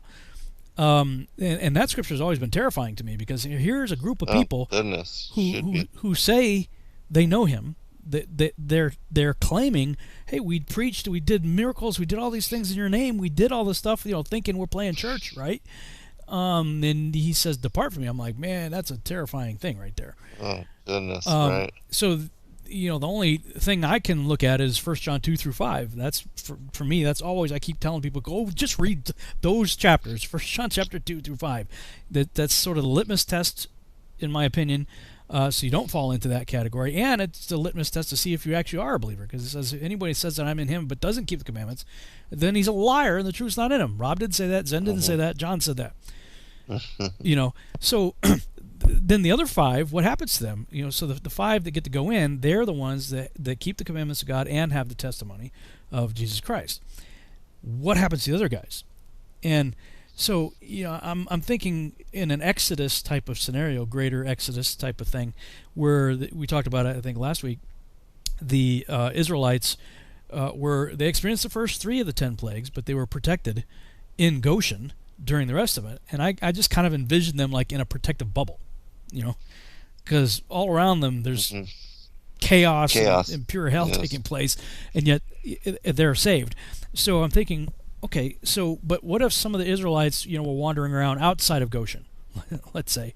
What did they experience, And so, I don't know, because it seems like I had read somewhere, and I can't remember if it was pre-Exodus or post-Exodus, that sometime during, because, the house of Jacob came down while Joseph was the second in charge of Egypt, and they ruled and reigned for an extended period of time as regional governors, basically princes, the house of Jacob, and multiplied. People say the the Israelites were slaves in Egypt for 400 years. That's impossible. The numbers don't work out. it's 430 years from the giving of the covenant of Abraham to the giving of the covenant of Moses. So 430 years, that's your guardrails. And nobody's even in Egypt for 215 years from the time Abraham got his covenant to when Joseph got sold into slavery. And then, he's there, the whole Potiphar's wife and all that stuff, and he comes out, and then he becomes second in charge. And then the house of Jacob comes down, and for an extended period of time, they're all ruling and reigning, living high life there in Egypt, until a Pharaoh arises that didn't remember Joseph. So the most you can get for the Israelites in slavery is 80 to 100 years max. That's the most they could possibly be enslaved. And from what I understand, there was some Israelites that, before the time of the slavery, or even as the slavery was starting, they said, "Nah, I'm out of here." There was nothing keeping them in Egypt for that time period after the famine, had subsided. So many of them took off to various regions in the world. And so they didn't experience the plagues at all because they weren't there. They weren't. They were. So I'm wondering if there's something like that might take place. Where there would be a group of people, maybe, that this sort of a third group, I guess, out there. I don't know. I'm speculating. I'm still trying to figure out who are these people having children. Right. I think at this point, because it's not, we'd all be speculating. There's nothing. There's nothing there telling us point blank what it is. So. Right. Right. Yeah, I fully agree. And but again, I have to believe that, and the thing with the two separate, as far as the wise and the foolish versions, if they are still included, even though they didn't have everything prepared, it would make sense to me as far as this group of the next cycle of humanity being representative of that, those that weren't fully prepared, and that somewhat, they knew about it and they listened partially, but not fully, then they weren't convicted like those that were truly awaiting for the bridegroom.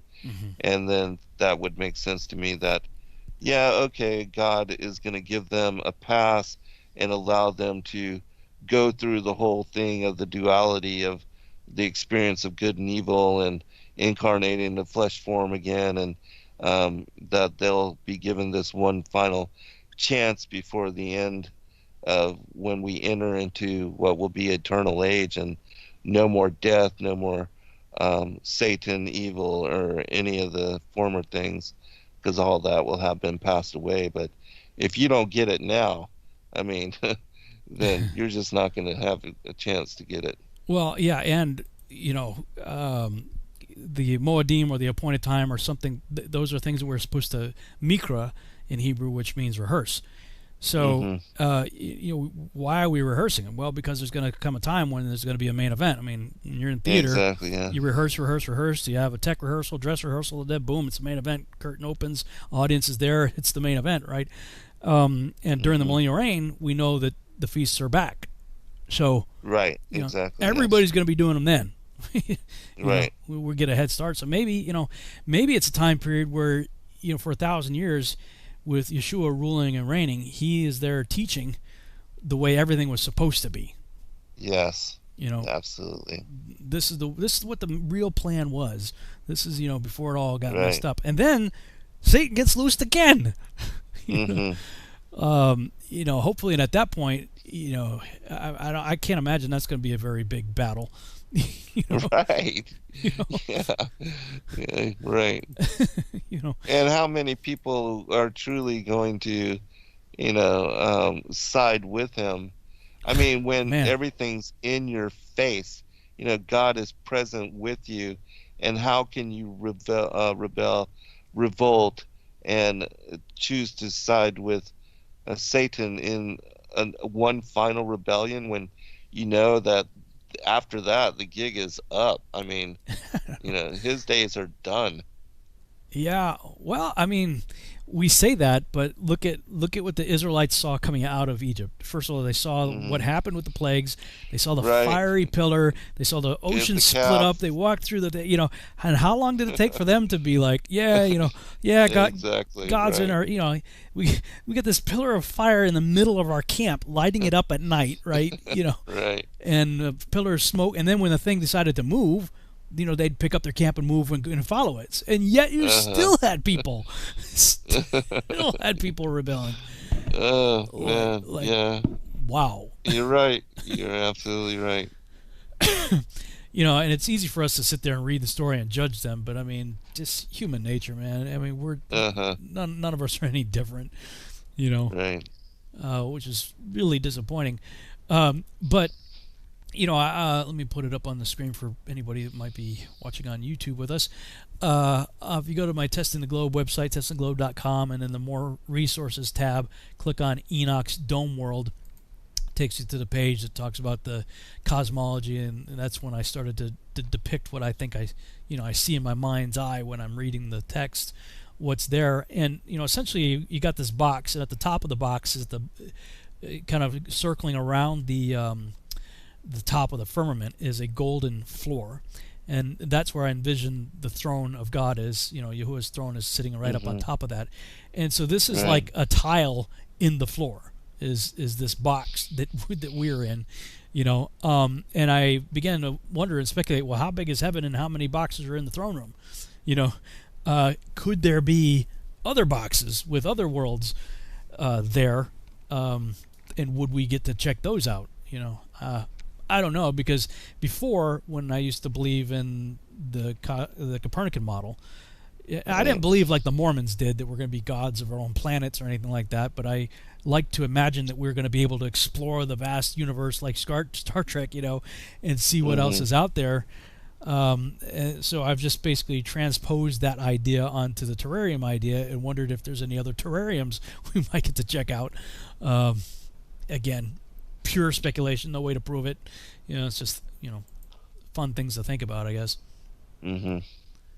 Yeah, I mean, even with this putting God, on top of the terrarium, we, again, don't know as far as multiple dimensions and, physical realities or whatnot. We just don't know. We don't know.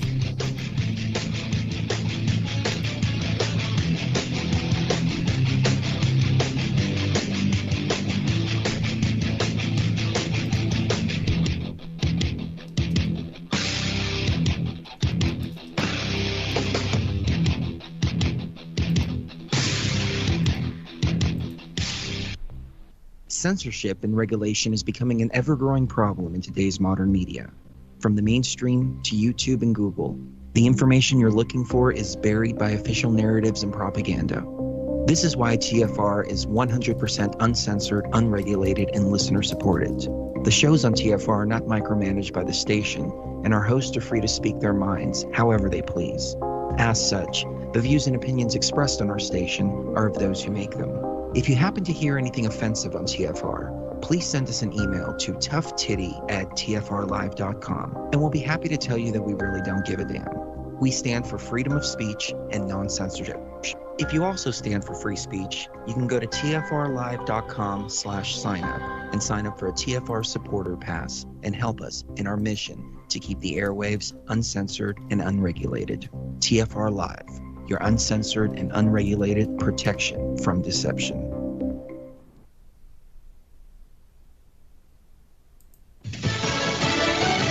Refusing to leave. I'm Jack Callahan, Fox News. A group occupying a park adjacent to New York City Hall says the vote to cut $1 billion from the NYPD's budget is insufficient, and they're refusing to leave. We spoke to an Occupy organizer who tells us it's not enough, warning the protests will only become more disruptive. We are still happy about the narrative of them taking away $1 billion out of the police budget.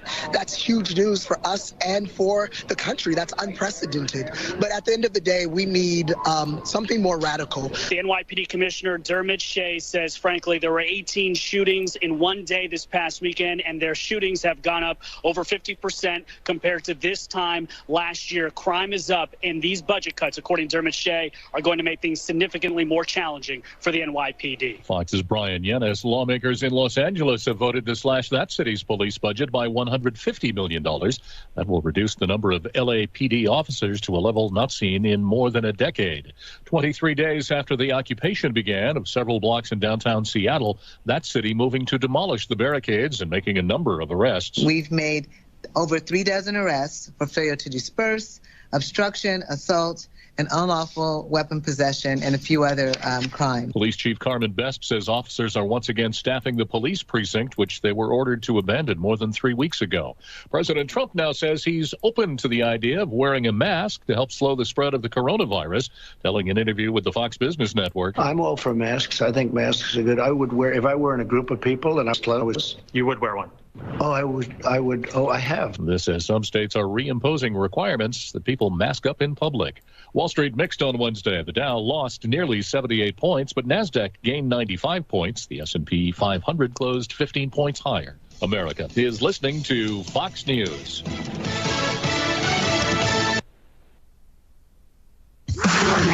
Into the truth frequency. Your protection from deception. This is Truth Frequency Radio.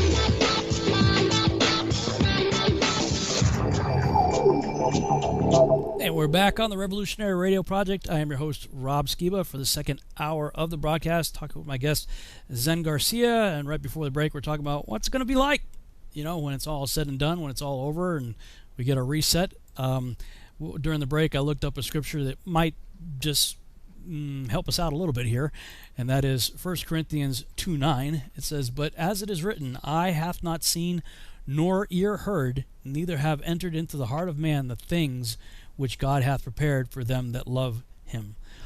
Well, you know, basically, you don't know, but it's going to be awesome. Right, absolutely. You know, it was actually just that caught my eye right there, too, though. But as it is written, do you know where that's written, where the cross-reference for that would be? No, not right offhand. I'll have to look that up, see if there's a canonical. Maybe on Bible Hut. Yeah, maybe that's a good thing to look into. Well, in the meantime, we can jump back in, and we only got a few more chapters here. Maybe we can make a mad push to get finish up Enoch here. Let's see. Okay, they're pretty short chapters too. So for me, it's 103. I think there's 108 chapters or something like that. I think total. But now I swear to you, ye righteous, by the greatness of his splendor and his glory, by his illustrious kingdom and by his majesty, to you I swear that I comprehend this mystery, that I have read the tablet of heaven, have seen the writings of the holy ones, and have discovered what is written and impressed on it concerning you. I have seen that all goodness, joy, and glory has been prepared for you, and been written down for the spirits of them who die eminently righteous and good. To you it shall be given in return for your troubles, and your portion of happiness shall far exceed the portion of the living. The spirits of you who die in righteousness shall exist and rejoice. Their spirits shall exult, and their remembrance shall be before the face of the Mighty One from generation to generation. Nor shall they now fear disgrace. Woe to you, sinners, when you die in your sins, and they who are like you say respecting you, blessed are these sinners. They have lived out their whole period, and now they die in happiness and in wealth. Distress and slaughter they knew not while alive, in honor they die, nor ever in their lifetime did judgment overtake them. But has it not been shown to them that when to the receptacle of the dead their souls shall be made to descend, their evil deeds shall become their greatest torment? Into darkness, into the snare, and into the flame shall which shall burn to the great judgment, shall their spirits enter, and the great judgment shall take effect forever and forever. Woe to you, for to you there shall be no peace. Neither can you say to the righteous and to the good who are alive, in the days of our trouble have we been afflicted. Every species of trouble have we seen, and many evil things have suffered. Our spirits have been consumed, lessened, and diminished. We have perished, nor has there been a possibility of help for us in word or in deed. We have found none, but have been tormented and destroyed.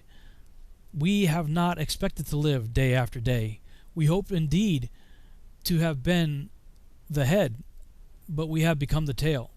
We have been afflicted when we have exerted ourselves, but we have been devoured by sinners and the ungodly. Their yoke has been heavy upon us. Those have exercised dominion over us who detest and who goad us, and to those who hate us have humbled our neck, but they have shown no compassion towards us. We have been desirous of escaping from them, that we might fly away and be at rest, but we have found no place to which we could fly and be secure from them. We have sought an asylum with princes in our distress, and have cried out to those who have devoured us, but our cry has not been regarded, nor have they been disposed to hear our voice, but rather to assist those who plunder and devour us, those who diminish us and hide their oppression, who remove not their yoke from us, but devour, enervate, and slay us, who conceal our slaughter, nor remember that they lifted up their hands against us. Okay. 103. Now therefore I swear to you, the righteous, by the glory of the great and honored and mighty one, in dominion, and by his greatness I swear to you, I know a mystery, and have read the heavenly tablets, and have seen the holy books, and have found written therein and inscribed regarding them, that all goodness and joy and glory are prepared for them, and written down for the spirits of those who have died in righteousness. And that manifold good shall be given to you in recompense for your labors, and that your lot is abundantly beyond the lot of the living. And the spirits of you who have died in righteousness shall live and rejoice, and their spirits shall not perish, nor their memorial from before the face of the Great One, unto all the generations of the world. Wherefore no longer fear their contumely. Woe to you, ye sinners, when ye have died, if ye die in the wealth of your sins, and those who are like you say regarding you, blessed are the sinners, they have seen all their days, and how they have died in prosperity and in wealth, and have not seen tribulation or murder in their life, and they have died in honor, and judgment has not been executed on them during their life. Know ye that their souls will be made to descend into Sheol, and they shall be wretched in their great tribulation, and into darkness and chains, and a burning flame, where there is grievous judgment, shall your spirits enter. And the great judgment shall be for all the generations of the world. Woe to you, for ye shall have no peace. Say not in regard to the righteous and good who are in life, in our troubled days we have toiled laboriously and experienced every trouble, and met with much evil, and been consumed, and have become few, and our spirits small. And we have been destroyed, and have not found any to help us, even with a word. We have been tortured and destroyed, and not hoped to see life from day to day. We hoped to be the head, and have become the tail. We have toiled laboriously, and had no satisfaction in our toil, and we have become the food of the sinners and the unrighteous, and they have laid their yoke heavily upon us. They have had dominion over us that hated us and smote us. And to those that hated us, we have bowed our necks, but they pitied us not.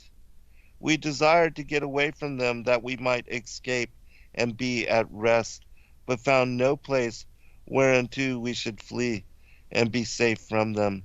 And our complained to the rulers in our tribulation, and cried out against those who devoured us.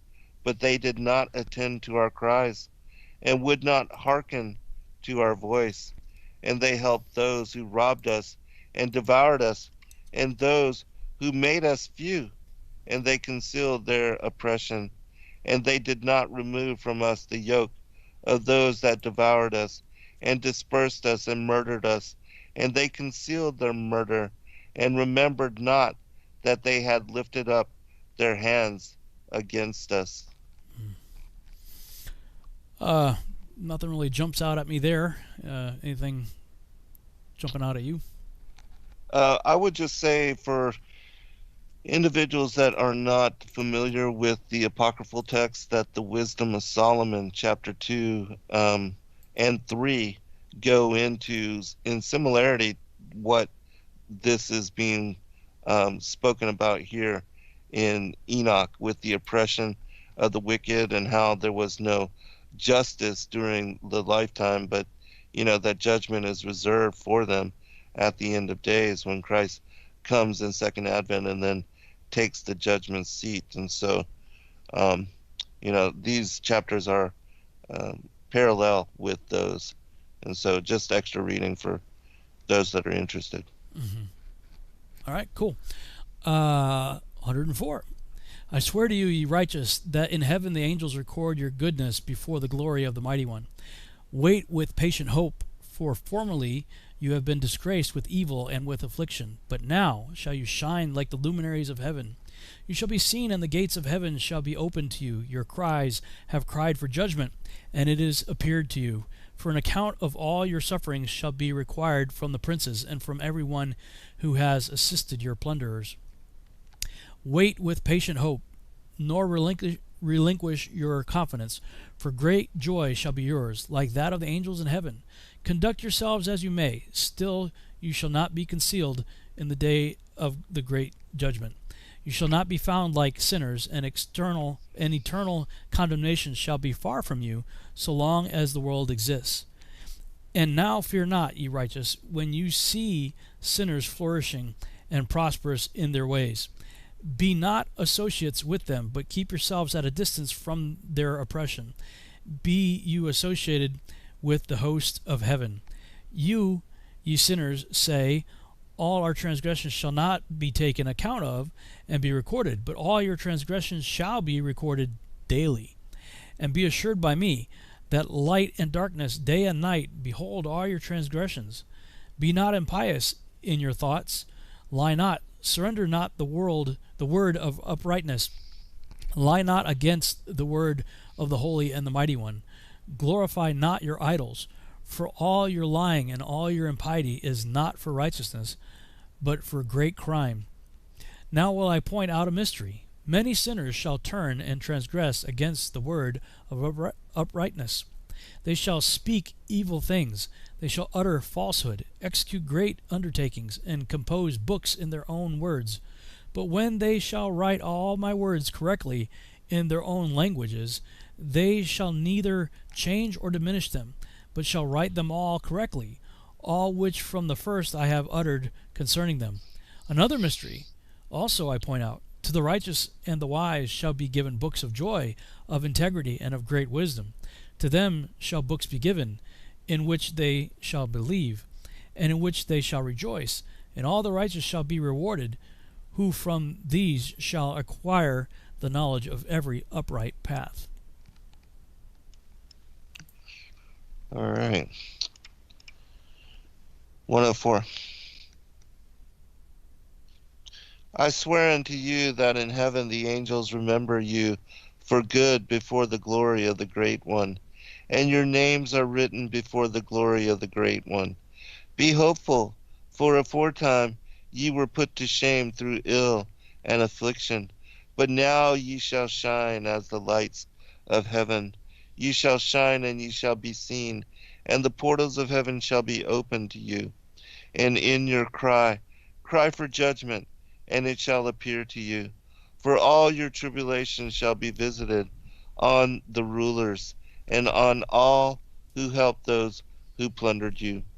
Be hopeful, and cast not away your hopes, for ye shall have great joy, as the angels of heaven. What shall ye be obliged to do?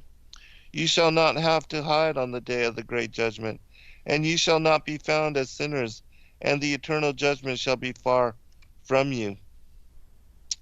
For all the generations of the world, and now fear not, ye righteous, when ye see the sinners growing strong and prospering in their ways. Be not companions with them, but keep afar from their violence, for ye shall become companions of the hosts of heaven. And although ye sinners say, all our sins shall not be searched out and be written down, nevertheless they shall write down all your sins every day. And now I show unto you that light and darkness, day and night, see all your sins. Be not godless in your hearts, and lie not and alter not the words of uprightness, nor charge with lying the words of the Holy Great One, nor take account of your idols. For all your lying and all your godlessness issue not in righteousness, but in great sin. And now I know this mystery, that sinners will alter and pervert the words of righteousness in many ways, and will speak wicked words and lie, and practice great deceits, and write books concerning their words.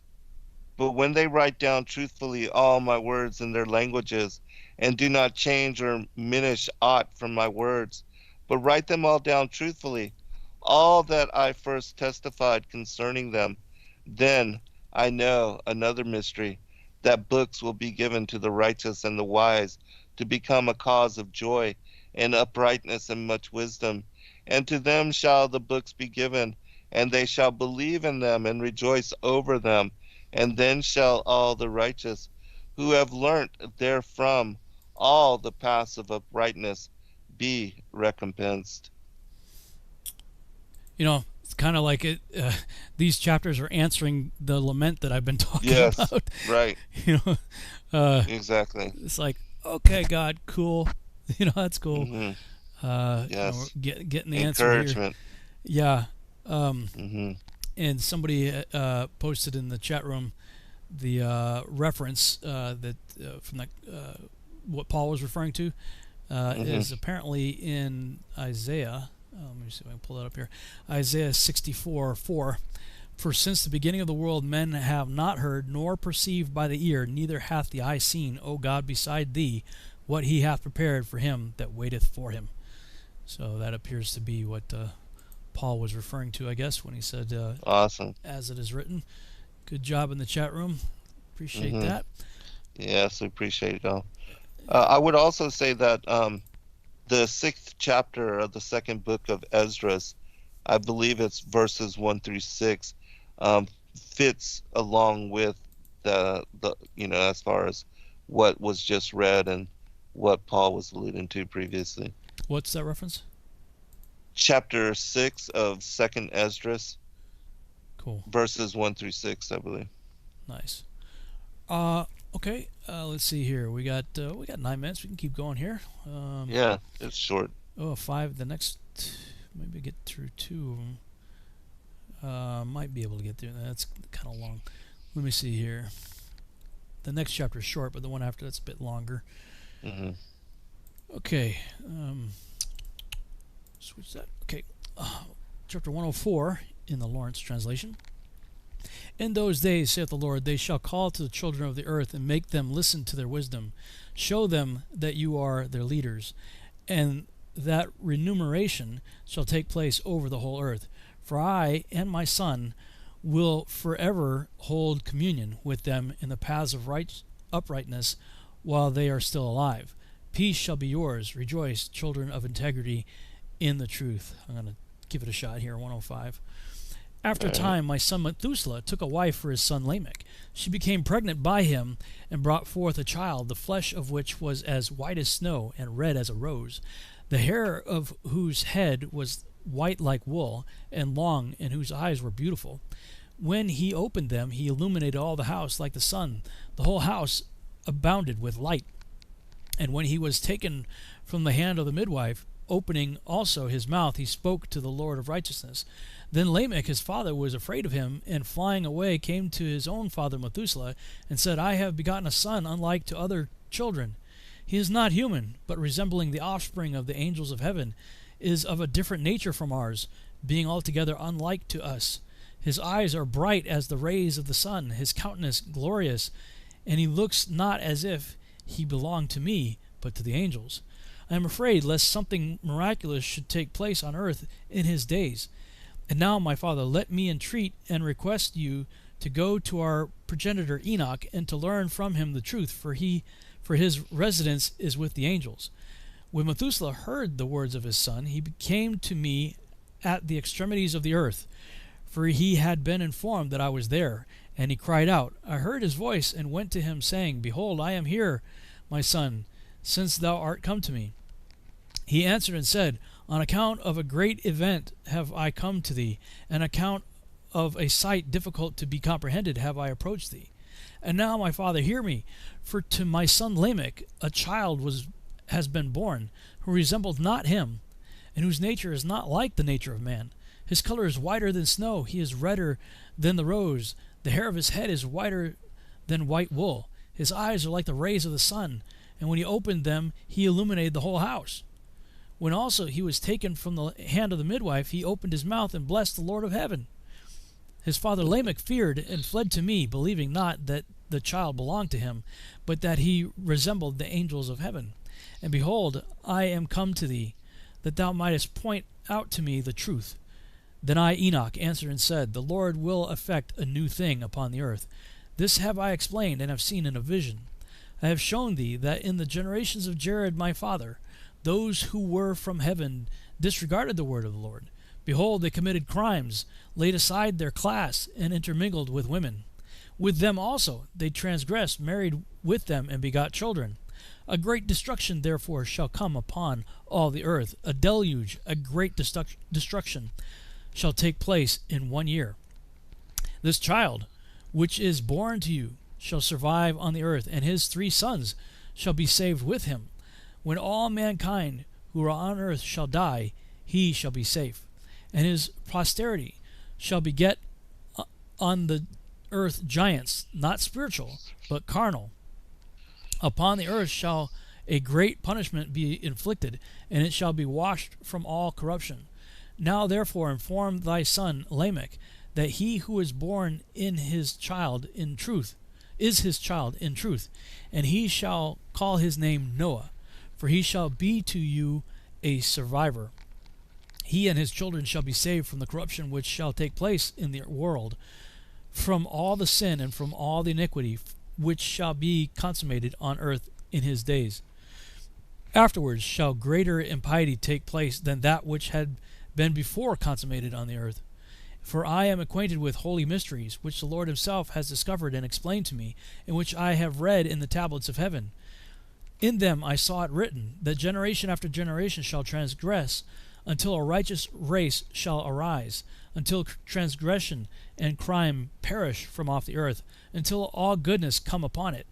And now, my son, go tell thy son Lamech that the child which is born is his child in truth, and that there is no deception. When Methuselah heard the words of his father Enoch, who had shown hint, I guess it's probably him, every secret thing, he returned with understanding, and called the name of that child Noah, because he was to console the earth on account of all its destruction. Another book which Enoch wrote for his son Methuselah, and for those who should come after him, and preserve their purity of conduct in the latter days. You who have labored shall wait in those days until the evildoers be consumed, and the power of the guilty be annihilated. Wait until sin pass away, for their names shall be blotted out of the holy books. Their seed shall be destroyed, and their spirits slain. They shall cry out and lament in the invisible waste, and in the bottomless fire shall they burn. There I perceived, as it were, a cloud which could not be seen through, for from the depth of it I was unable to look upwards. I beheld also a flame of fire blazing brightly, and, as it were, glittering mountains whirled around, and agitated from side to side. Then I inquired of one of the holy angels who was with me, and said, What is this splendid object? For it is not heaven, but a flame of fire alone which blazes, and in it there is the clamor of exclamation, of woe, and of great suffering. He said, There, into that place which thou beholdest, shall be thrust the spirits of sinners and blasphemers, of those who shall do evil, and who shall pervert all which God has spoken by the mouth of the prophets, all which they ought to do. For respecting these things there shall be writings and impressions above in heaven, that the angels may read them, and know what shall happen both to sinners and to the spirits of the humble, to those who have suffered in their bodies, but have been rewarded by God, who have been injuriously treated by wicked men, who have loved God, who have been attached neither to gold nor silver, nor to any good thing in the world, but have given their bodies to torment. To those who from the period of their birth have not covetous of earthly riches, but have regarded themselves as a breath passing away. Such has been their conduct, and much has the Lord tried them, and their spirits have been found pure, that they might bless his name. All their blessings have I related in a book, and he has rewarded them, for they have been found to love heaven with an everlasting aspiration, God has said. While they have been trodden down by wicked men, they have heard from them revilings and blasphemies, and have been ignominiously, I don't know what that is, ignominiously, whatever, treated while they were blessing me. And now will I recall the spirits of the good from the generation of light, and will change those who have been born in darkness, who have not in their bodies been recompensed with glory, as their faith may have merited. I will bring them into the splendid light of those who love my holy name, and I will place each of them on a throne of glory, peculiarly his own, and they shall be at rest during unnumbered periods. For to the faithful shall he give faith in the habitations of righteousness. They shall see those who have been born in darkness unto darkness shall be cast, while the righteous shall be at rest. Sinners shall cry out, beholding them, while they exist in splendor, and proceed forward in the days prescribed to them. His ends of the vision of the year that play upon him. May the benedictions of his prayer and the gift of his appointed period be his beloved. Amen.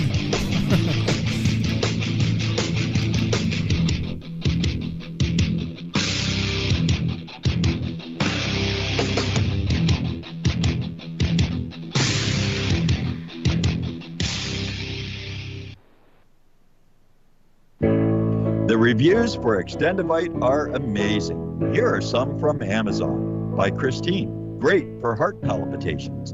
By Anne, before I started using this product, every afternoon my ankles and my hands would be swollen. That doesn't happen anymore. So if that part of their advertising is true, I have to assume that the rest of it is also. Not to mention that when I had my yearly blood test, only a few weeks after beginning to use this product, my cholesterol had dropped over 30 points.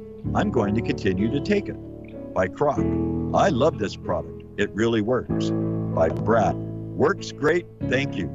Tell us your story. Get your Extendivite today. To order, call 1-877-928-8822. That's 1-877-928-8822, or visit heartdrop.com. Extend your life with Extendivite. Hey folks, guess what the #1 phrase that Life Change Tea receives by email? You ready? We love this tea. We love this tea. Time after time, week after week, we love this tea. Life Change Tea gives you more energy, a beautiful cleansing, and fulfills its slogan perfectly. The tea that makes you go. So if you want to be on your health game, log on to getthetea.com and order Life Change Super Strength Tea. Packages come in a 1-month supply, and when you brew this stuff, wait until you see the results. Aren't we all about the results? And with a lot of people's health struggling, we can use a little bit of help. Doctors will tell you disease starts in the gut. So log on to getthetea.com. That's getthetea.com. Be our next email saying, I love this tea. I love this tea. Get the tea at getthetea.com. Helping America one tea bag at a time.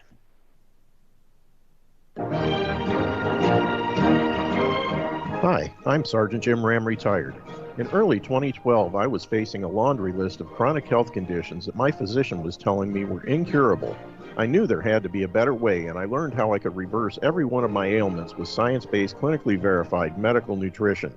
In just a few months, I was able to reverse high blood pressure, gastric reflux, sleep apnea, arthritis, degenerative disc disease, heart arrhythmia, AFib, and many more. And I've lost over 70 pounds and kept it off.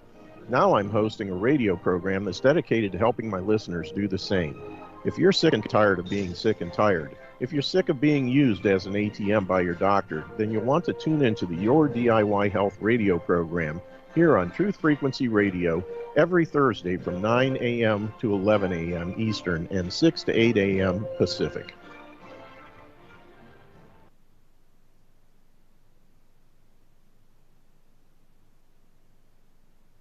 Real people, real radio.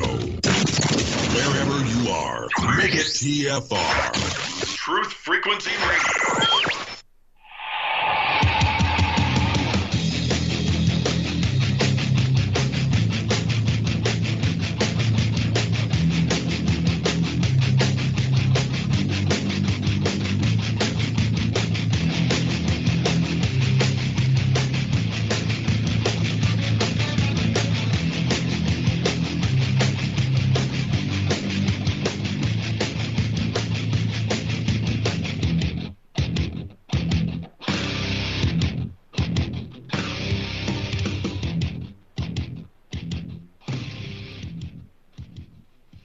And we're back on the Revolutionary Radio Project. I'm your host, Rob Skiba, and right before the break, I was making a desperate attempt to finish my translation, or the Lawrence translation, I should say, the translation I've been reading, and I did it, but it was very rushed and with the music, so I'm going to just read the last couple of verses just to have a clean recording of it for later, and then you'll take us home on the home stretch there with your translation.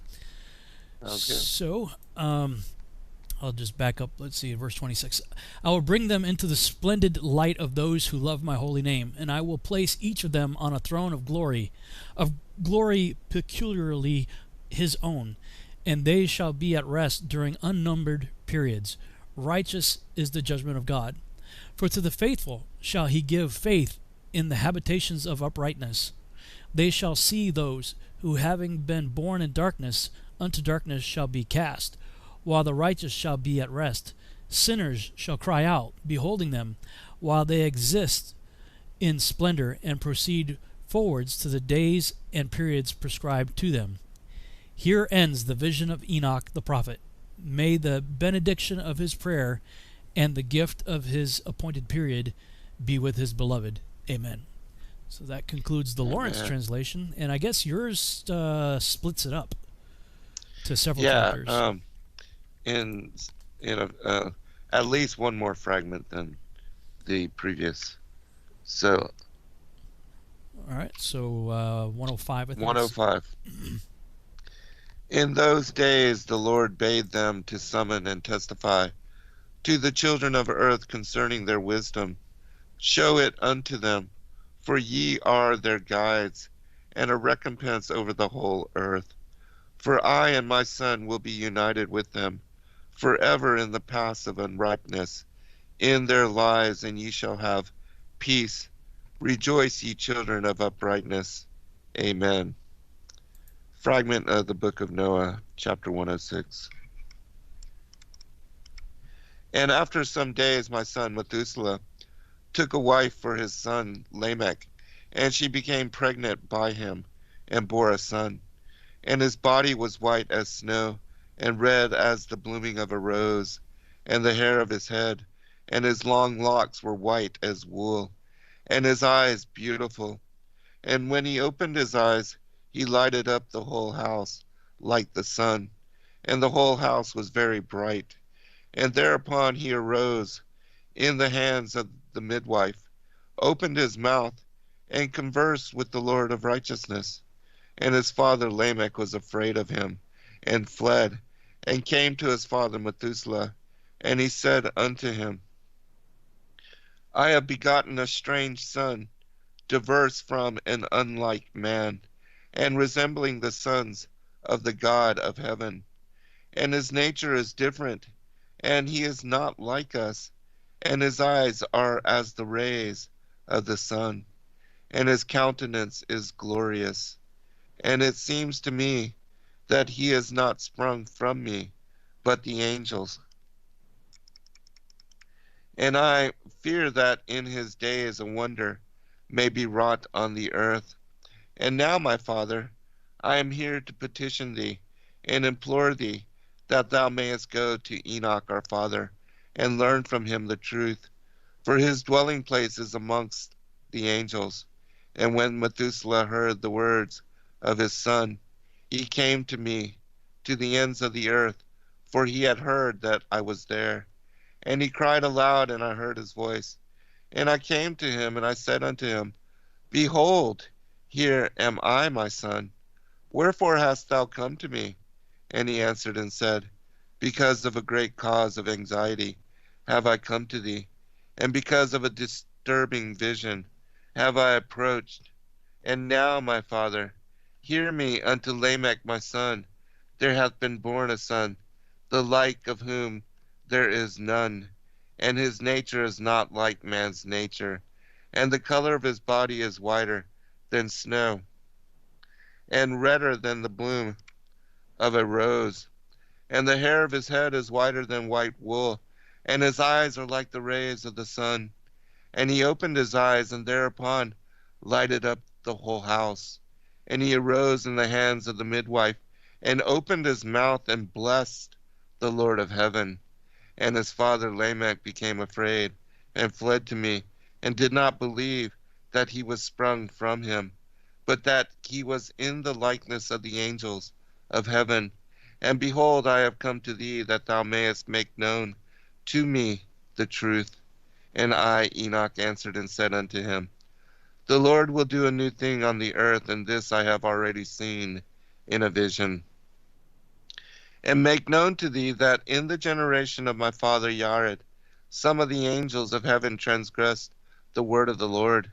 And behold, they commit sin and transgress the law, and have united themselves with women, and commit sin with them, and have married some of them, and have begot children by them. And they shall produce on the earth giants, not according to the Spirit, but according to the flesh. And there shall be a great punishment on the earth, and the earth shall be cleansed from all impurity. Yea, there shall come a great destruction over the whole earth, and there shall be a deluge and a great destruction for 1 year. And this son who has been born unto you shall be left on the earth, and his 3 children shall be saved with him. When all mankind that are on the earth shall die, he and his sons shall be saved. And now make known to thy son Lamech that he who has been born is in truth his son, and call his name Noah, for he shall be left to you, and he and his sons shall be saved from the destruction which shall come upon the earth on account of all the sin and all the unrighteousness, which shall be consummated on the earth in his days. And after that there shall be still more unrighteousness than that which was first consummated on the earth. For I know the mysteries of the holy ones, for he, the Lord, has showed me and informed me, and I have read them in the heavenly tablets. Chapter 107. And I saw written on them, the generation upon generation shall transgress, till a generation of righteousness arises, and transgression is destroyed, and sin passes away from the earth. and all manner of good comes upon it. And now, my son, go and make known to thy son Lamech that this son which has been born is in truth his son, and that this is no lie. And when Methuselah had heard the words of his father Enoch, for he had shown to him everything in secret, he returned and showed them to him, and called the name of that son Noah, for he will comfort the earth after all the destruction. Chapter 108. Another book which Enoch wrote for his son Methuselah, and for those who will come after him, and keep the law in the last days. Ye who have done good shall wait for those till an end is made of those who work evil, and an end of the might of the transgressors. And wait ye indeed till sin has passed away, for their names shall be blotted out of the book of life, and out of the holy books, and their seed shall be destroyed forever, and their spirits shall be slain, and they shall cry and make lamentation in a place that is chaotic, a chaotic wilderness, and in the fire shall they burn, for there is no earth there. And I saw there something like an invisible cloud, for by reason of its depth I could not look over. And I saw a flame of fire blazing brightly, and things like shining mountains, circling and sweeping to and fro. And I asked one of the holy angels who was with me, and said unto him, What is this shining thing? For it is not a heaven, but only the flame of a blazing fire, and the voice of weeping and crying and lamentation, and strong pain. And he said unto me, This place which thou seest here are cast the spirits of sinners and blasphemers, and of those who work wickedness, and of those who pervert everything that the Lord hath spoken through the mouth of the prophets, even the things that shall be. For some of them are written and inscribed above in the heaven, in order that the angels may read them and know that which shall befall the sinners and the spirits of the humble, and of those who have afflicted their bodies and been recompensed by God, and of those who have been put to shame by wicked men, who love God and love neither gold nor silver, nor any of the good things which are in the world, but gave over their bodies to torture, who since they came into being longed not after earthly food, but regarded everything as a passing breath, and lived accordingly. And the Lord tried them much, and their spirits were found pure, so that they should bless his name.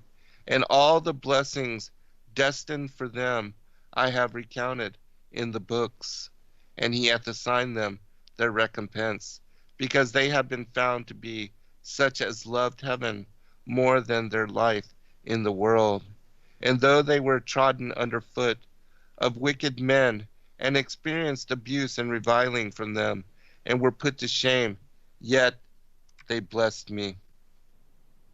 And now I will summon the spirits of the good, who belong to the generation of light, and I will transform those who were born in darkness, who in the flesh were not recompensed with such honor as their faithfulness deserved. And I will bring forth in shining light those who have loved my holy name, and I will seat each on the throne of his honor, and they shall be resplendent for times without number. For righteousness is the judgment of God. For to the faithful he will give faithfulness in the habitation of upright paths, and they shall see those who were born in darkness led into darkness, while the righteous shall be resplendent, and the sinners shall cry aloud and see them resplendent, and they indeed will go where days and seasons are prescribed for them. And that's the end, I guess, right? That's yes. The end of the book of Enoch. Wow. What an accomplishment. Yeah, how many weeks did it take us to get here? Oh, goodness. Near 30, close to that, anyways. It's been quite a long period of time. Yeah. There was something in the Lawrence translation that caught my attention. Let me see if I can find it. What anything jump out at you here while I'm looking? Yeah, I think the whole thing of the with regard to all those things that have been written into the books of life, and how the angels, because I read that passage last week about how the fallen angels tried to fly up to near the throne of the Most High so that they can hear what is being spoken by the holy angels and learn of the destinies of humanity and of the prophecies and of what is destined for humanity as well. And then, they wear themselves out and fall like flaming or falling stars to the earth. But here we see again confirmation, like the vision of Paul, that all things are recorded, that there's an account of everything that we do, even those things that the elite believe is done in darkness or in secret. Yeah, I think I found what I was looking for here. It's different. Let me put up on the screen here. In the Lawrence translation, verse 16 of the last chapter, let me back up a little bit. So Enoch says he's seen a vision that in the generations of Jared there were those that came down from heaven. Of course, his name means descended, so I believe that they came down, right, when he was born. It says they committed crimes, laid aside their class, and intermingled with women. Okay, so that's the first incursion. With them also they transgressed, married with them, and begot children. A great destruction therefore shall come upon all the earth. A deluge, a great destruction, shall take place in 1 year. And I think the Charles renders that better. That the judgment, it's not that it's going to be 1 year from the time that he's saying this, but the judgment itself shall last a year. Mm-hmm. Then verse 15. Right, yes. This child, which is born to you, Noah, shall survive on the earth, and his 3 sons shall be saved with him. So here Enoch's prophesying that this child is just born is going to have 3 sons. When all mankind who are on earth shall die, and he shall be safe. In verse 16, and his posterity shall beget on the earth giants, not spiritual but carnal. That's verse. Mm-hmm. So let me see what the equivalent of that is in your translation, because yours divides that up. It didn't read that way. Okay, so yeah, in yours, what chapter is this? 106 for you. Verse 17, and they shall produce on the earth giants. Okay. Son of my Jared, angels transgress. They behold to commit sin and transgress the law, and have united themselves with women, commit sin with them, and have married some of them, and have begot children by them. And they shall produce on the earth giants, not according to... See, that's weird. This talks about the angels producing giants, and their offspring producing giants. But Lawrence makes it sound like after the flood, the children of Noah's children will beget giants. Which is what that's my thesis, is that Canaan was the first of the giants, and Canaan produced giants. Because in the Lawrence you have the description of the angels coming down in the days of Jared. They create giants. There's the flood coming. And then verse 15, this child which is born shall survive on the earth, and his 3 sons shall be saved with him. When all mankind who are on earth shall die, he shall be safe. And his posterity, that's his offspring, shall beget on earth giants. Mm-hmm. So his offspring shall produce giants. But that's all completely missing. It's almost like a whole verse is missing. And actually 2 verses are missing. Oh, wait a minute. No, they flipped it. Oh, really? It says it goes from 14 to 17, 15, 16, 18.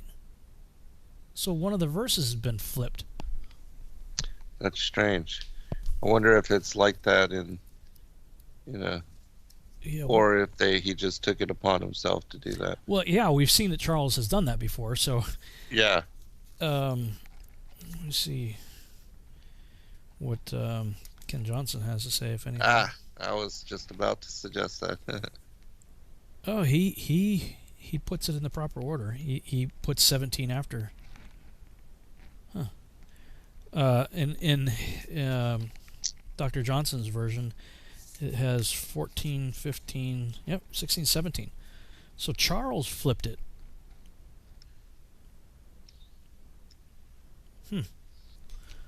That's really interesting. I'm going to have to look deeper in that, because this could be my slam dunk for all the people I've had to fight with over this thesis all my years. The Lawrence definitely gives me a really good translation here, but I'm going to have to try to check and see what anybody else has to say. This story, though, is interesting. Go ahead. I was just going to say, I do believe that the Canaanites, I believe that they are the serpent seed post-flood, and that they did get involved with even the, as far as Og and the Philistine giants and all of them, that in some way that they were involved with, not that there was, another incursion of angels, but that from what was already there, that, we even see that Nimrod became Gibberim in some manner as well. And, they uncovered the teachings of the Watchers on that pillar and translated all that, and started involving themselves with those particular teachings, whatever they were. But in some manner, the giants were found continuation through that particular line, the Canaanites and all them. Yeah. Something else, we only got a few minutes left before this is over, but as I read this, I see that Noah was an albino. And people want to say, whether or not Adam and Eve were black or white or whatever color they were. And my contention is an albino looks white. I'm a white guy, okay? I got Polish and Scottish. I'm pretty white, okay? Polish, Scottish guy, white guy. But if I was standing next to albino, that dude would be white. Yeah. I'm a lighter shade of brown, I guess you could say. But albino, I mean, the way he's described, whether he was originally black or whether he was originally white, it doesn't matter. An albino is going to stand out either way. Right. Because they lack pigmentation. Right. And their veins and stuff, when like blushing in his face, that must be what it was talking about, rosy. Rosy, right? That he's white, really white, but that any kind of pigmentation would have been like the rosing, like on his cheeks and what have you. And it's interesting, like like albino mice have red eyes. I don't know that Noah did, but the way it's described, his eyes lit up the whole room, and apparently he started speaking and stuff. I mean, that would have been quite the sight. Right. Yeah, because I've only seen that attributed to Yahushua, as far as coming in immaculate conception, and that he was said to be the size of a child 2 years of age, which we speculate in doing the study on this particular book on the infancy gospels, that was the reason why Herod killed all the children that were 2 years and down as well, because according to the stories, he came in and declared immediately to Mary and the shepherds that were there that he had come to fulfill the mission of his father, and that he was the savior of the world. Yeah, it's given me lots of cool ideas when you and I sit down and start writing that the movie script of this. I mean, talk about a cliffhanger, right? I mean, the way the book ends with this. Oh yeah, no doubt. Right. And it's also cool that Methuselah knew to go find Enoch at the ends of the earth. Yes. And so that may, like we talked about before, because one of the passages talked about in the 500 and something the year of Enoch's life, and we're like, wait a minute, Enoch was 365, he walked with God and was not, for God took him. And so we always assume that he was taken to heaven, but it may very likely be that, yes, he did spend time, getting some tours out and about there, but that maybe there was a place, whether it's in the extremities as in Antarctica or the inward extremities. The North Pole, yeah. Either way, exactly. that there may have been a cavernous dwelling place, which would certainly put some interesting light on various activities in both ends, the poles, if you will. I'm more intrigued with the south idea in that regard because there's so many people, especially in recent years, making journeys down there that no matter what camp you belong to, Antarctica is the key to figuring it out, because everybody's very concerned with Antarctica in all kinds of different circles, ancient aliens or whatever. But like you and I, we're like, well, yeah, but the North is probably even more. First of all, it's more accessible and perhaps even more interesting. But either way, Methuselah knew that Enoch was still around, that he was still accessible. Right. Right. That's pretty interesting.